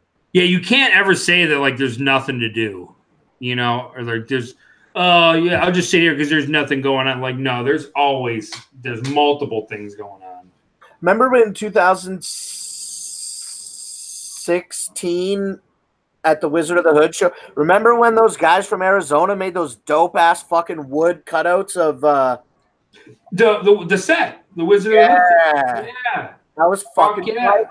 Psychopathic didn't do that. Nobody had to do that. That shit was hype as fuck, man. Yeah, the Juggalos are so fucking creative. Like how many like artists and you know like designers and things we have? It's so crazy. Oh yeah, man. And it's to the point where we see a lot of it at the office. We see a lot of people's shit, and now there's like Juggalos that come to shows that are like helping build set pieces now. You know, like my homegirl Heather Mars and her husband, they built the fucking set pieces for the DCG Con concerts. You know what I'm saying? It's like they're Juggalos that just go to the shows, and I like that form that it's kind of blossomed to where we all get to work together in one way or another. That's awesome, dude. Like what other scene does that? You know what I'm saying? Like, I mean, realistically, the truth is there's definitely other scenes, but they're not as dope as fuck as we are. You know what I'm saying? Right. That's what I'm saying, though. Like, it Burning Man, Kegan. I really want to fucking do that, man. Yeah. Yeah, I got to work on the Facebook videos for DCG Con. That shit was dope. Shit. Yeah. Oh, I didn't fucking know that. That's dope as fuck. It's a tight ass Juggalo fucking community, dog. That's what I'm saying, man. Bro. We got a lot. I don't know. I've always had at Hallowicked this year. Some friends of mine, they're in the Michigan area, just Juggalos. I met them doing this shit, and we were just talking by the front doors, and it was like me, Straight Jacket, and these cats, and they said they're like Kegan. They're like, we like you because you're never like, or you're always out here hanging with us. You're one of us. And I'm like, well, that's how I look at. Like, I am. Like, I don't think because I'm at Psychopathic or I'm on the Juggalo show that I'm like I snub my nose at. You know, it's fucking retarded. Like that's the reason that I love this scene is when coming up, no one was divas. You know, and I don't know. Like I don't ever want to be looked at as different or you know someone be scared to approach me or I'm fucking no different than anybody I'm talking to here right now. You know, there's by ABK at Shorecrest once. What was that? I got snubbed once by ABK at Shorecrest. Really? Yeah, it was cool. Probably hammered though. Yeah, maybe he looked a little not into it at all. It's like fucking 3 a.m. I'll give him that. Like ABK helped me a lot, especially taking me on tours and stuff and. He is one that will stop and try to always show as much love as he can. So there had to have been something going on that night. I can vouch for that. He was just walking in. I was standing out there smoking. Yeah, I'm not gonna lie. There's nights where we're all like, "Yo, we're ready to go to the room," and this guy just wants to stay and party with the jugs, and we're all fucking exhausted. So it's like I give Killer credit there. Yeah, that's crazy. I don't know. That's just how I look at it, man. I just want, no matter whether I'm behind the scenes or in the crowd at the show, I just want to have fun. I think it's really dope that you would take the time to come on this podcast that I also am a guest on. Yeah, like I said, I don't fucking I didn't have shit going on. What was I gonna play some video games? You know what I'm saying? Like make up for that Stan Lee thing. You know what's funny about that? Dude, Stan I failed. So like we just took over my house, bro. I couldn't even keep live streaming. I'm like, dog. Yeah. Oh yeah, man. That's gonna be dope. On Facebook, I'm like, Stan Lee dead at 95 is what the headline would say if he died today. And then like 2 weeks later, he fucking died. Oh shit. Damn, that's fucked up, y'all. Yeah, I'm not gonna lie. I'm the kind of guy I do get emotional at movies, some movies, you know, and I can admit it. And I'm not gonna lie, dude. I shed a few fucking tears when I seen he died. And like celebrity deaths they don't bother me. They're just whatever. But Stan Lee, that's a different one, man. Like that's I feel like that was everybody's fucking grandpa, like everybody's uncle, you know, like, I don't know, like I took a lot of for his shit from growing up. Just he made it cool to be a nerd, and you know, if you really listen to a lot of like his speeches and quotes that he gave, that guy was so fucking humble. It's insane. Yeah, it definitely was. He's definitely gonna be missed, man, for sure. But you know who else is going to be missed? Me, because it's fucking time for me to go, motherfucker. Yeah, honestly, I got to get bouncing here too, guys. I was like, holy fuck. Yeah, I've got like 4 missed calls. I'm like, shit. We definitely appreciate you coming on the show, bro. Wait, hold on. Hopefully I can be back with you guys sometime here in the near future. Blake has 100 more questions. Anytime. Yeah. If you want to keep the show going, I can definitely think of fucking questions to pop up. We're gonna have to come back for part 2. Shit. Yeah, hell yeah. Definitely. DJ could be here too. Have you a PlayStation 4 next to your Switch? Have I what? PS4? Right now, I'm looking right to my left. I've got my PlayStation sitting on top of my Xbox, and my Switch is on top of that. Oh, yeah. It's like a 3-layer burrito, baby. Yeah. Well, I'm sure people on the podcast wouldn't mind, Kegan. I got your attention. Maybe you should come and do mine sometime. I don't give, bro. Let me know. Yeah, I will. I'll hit you up. Every time I send you a PM on Facebook, it's never a reply. So if you got, hey, way to contact you. No, I just told him that my Facebook Messenger, I almost always keep off my notifications because I get added to so many group messages, dude. My phone's like blows up. But just write on my timeline or go on my recent post and comment on it, or so I'll see it. You know what I'm saying? I got you, bro. What I was gonna say too, if you guys ever got like promo or you got a big show coming up or something, let me know. I'll promote it on the Juggalo show. You know, Kegan, if you want to be on Blake's show, it's just easier to go to his house. Yeah, and you know what? I think he's like fucking, I don't know, like 20 minutes away from me from Canada. How far drive to the bridge? 20 minutes. I'm 20 minutes from the bridge, bro. No shit. Come over, bro. Can you come over? Dude, fucking, yeah, if I didn't have 8 felonies. Yeah, I move big drug. No, I've got my enhanced license, bro. I can go over that anytime I want. It's an open invite. Come sit on my couch. Bro, let's get it. Can I come too, Blake? Anybody. I always invite all Americans at all times. All Americans. Chill. If you want to come and do the show, we'll do the fucking show. Dang. Yeah.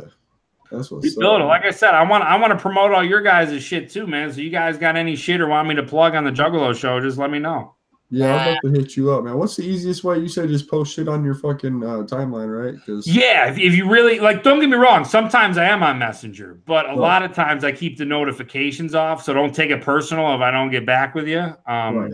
Yeah, it's just, you know, you better keep it off before Blake starts typing you more questions. Right. Right. Hey, look, I know the show ended, but just had one more question. Wait, one more. I actually do have one more question, if it's okay to ask. Let's do it. Okay, you know, in that book Behind the Paint, it says that a couple years they do the thing where if there was ever like a disagreement at the record label, they would always like make everybody take all their clothes off and then fight it out, right? Remember that? Yeah. It's been a minute since I read it. I even bought the audio book, but I did not finish it. That's your favorite part of Psychopathic Records, when you get to do that, right? It is. Oh, it is. Yeah, I get naked and I get on the conference table and I fucking do the rock. You'll fucking bend at the knee. I hit him with the eyebrow, dude. I got everything here. I even do the wave. That's sick. It's not past my bedtime, Danny boy. I got to get this hooker out of here before my wife gets home. I got to go do some blow. I got to go do a bump off the back of my toilet. Oh, yeah. Luigi left it there from yesterday. So bang my head on the mirror. Well, yo, thanks so much for coming on. Yes. Hey, thank you guys. I don't even know how to do. I just, when I leave, do I just exit out of the tab or do I need to like log out? Oh, you can just hit that little red hang up button. Yeah, all that. I didn't even fucking see it. I didn't even see that. I'm on Windows 95, bro. Yeah, just exit out of it then. Oh, there it is. I got you. Okay. Yeah, I got you. But yeah, no, I want to thank you guys big time for having me. Fucking fun, dude. Seriously, hopefully the viewers had a little bit of fun too. Shit.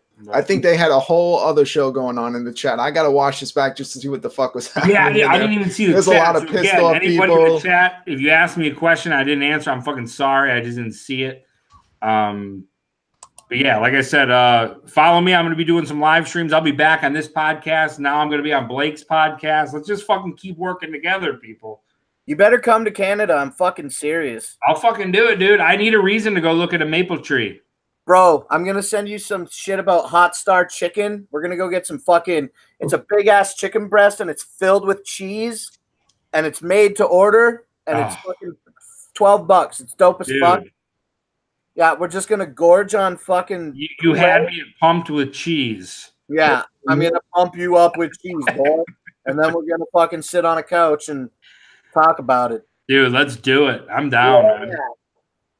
Oh, yeah, well – that's it for tonight, motherfuckers. Thanks for coming by and watching this shit. Thanks again, Kegan. Hey, thank you. Any fucking time you want to come on, you're welcome. Woo! Hell yeah. Whoop, whoop. Whoop, whoop. Much love, y'all. Much love.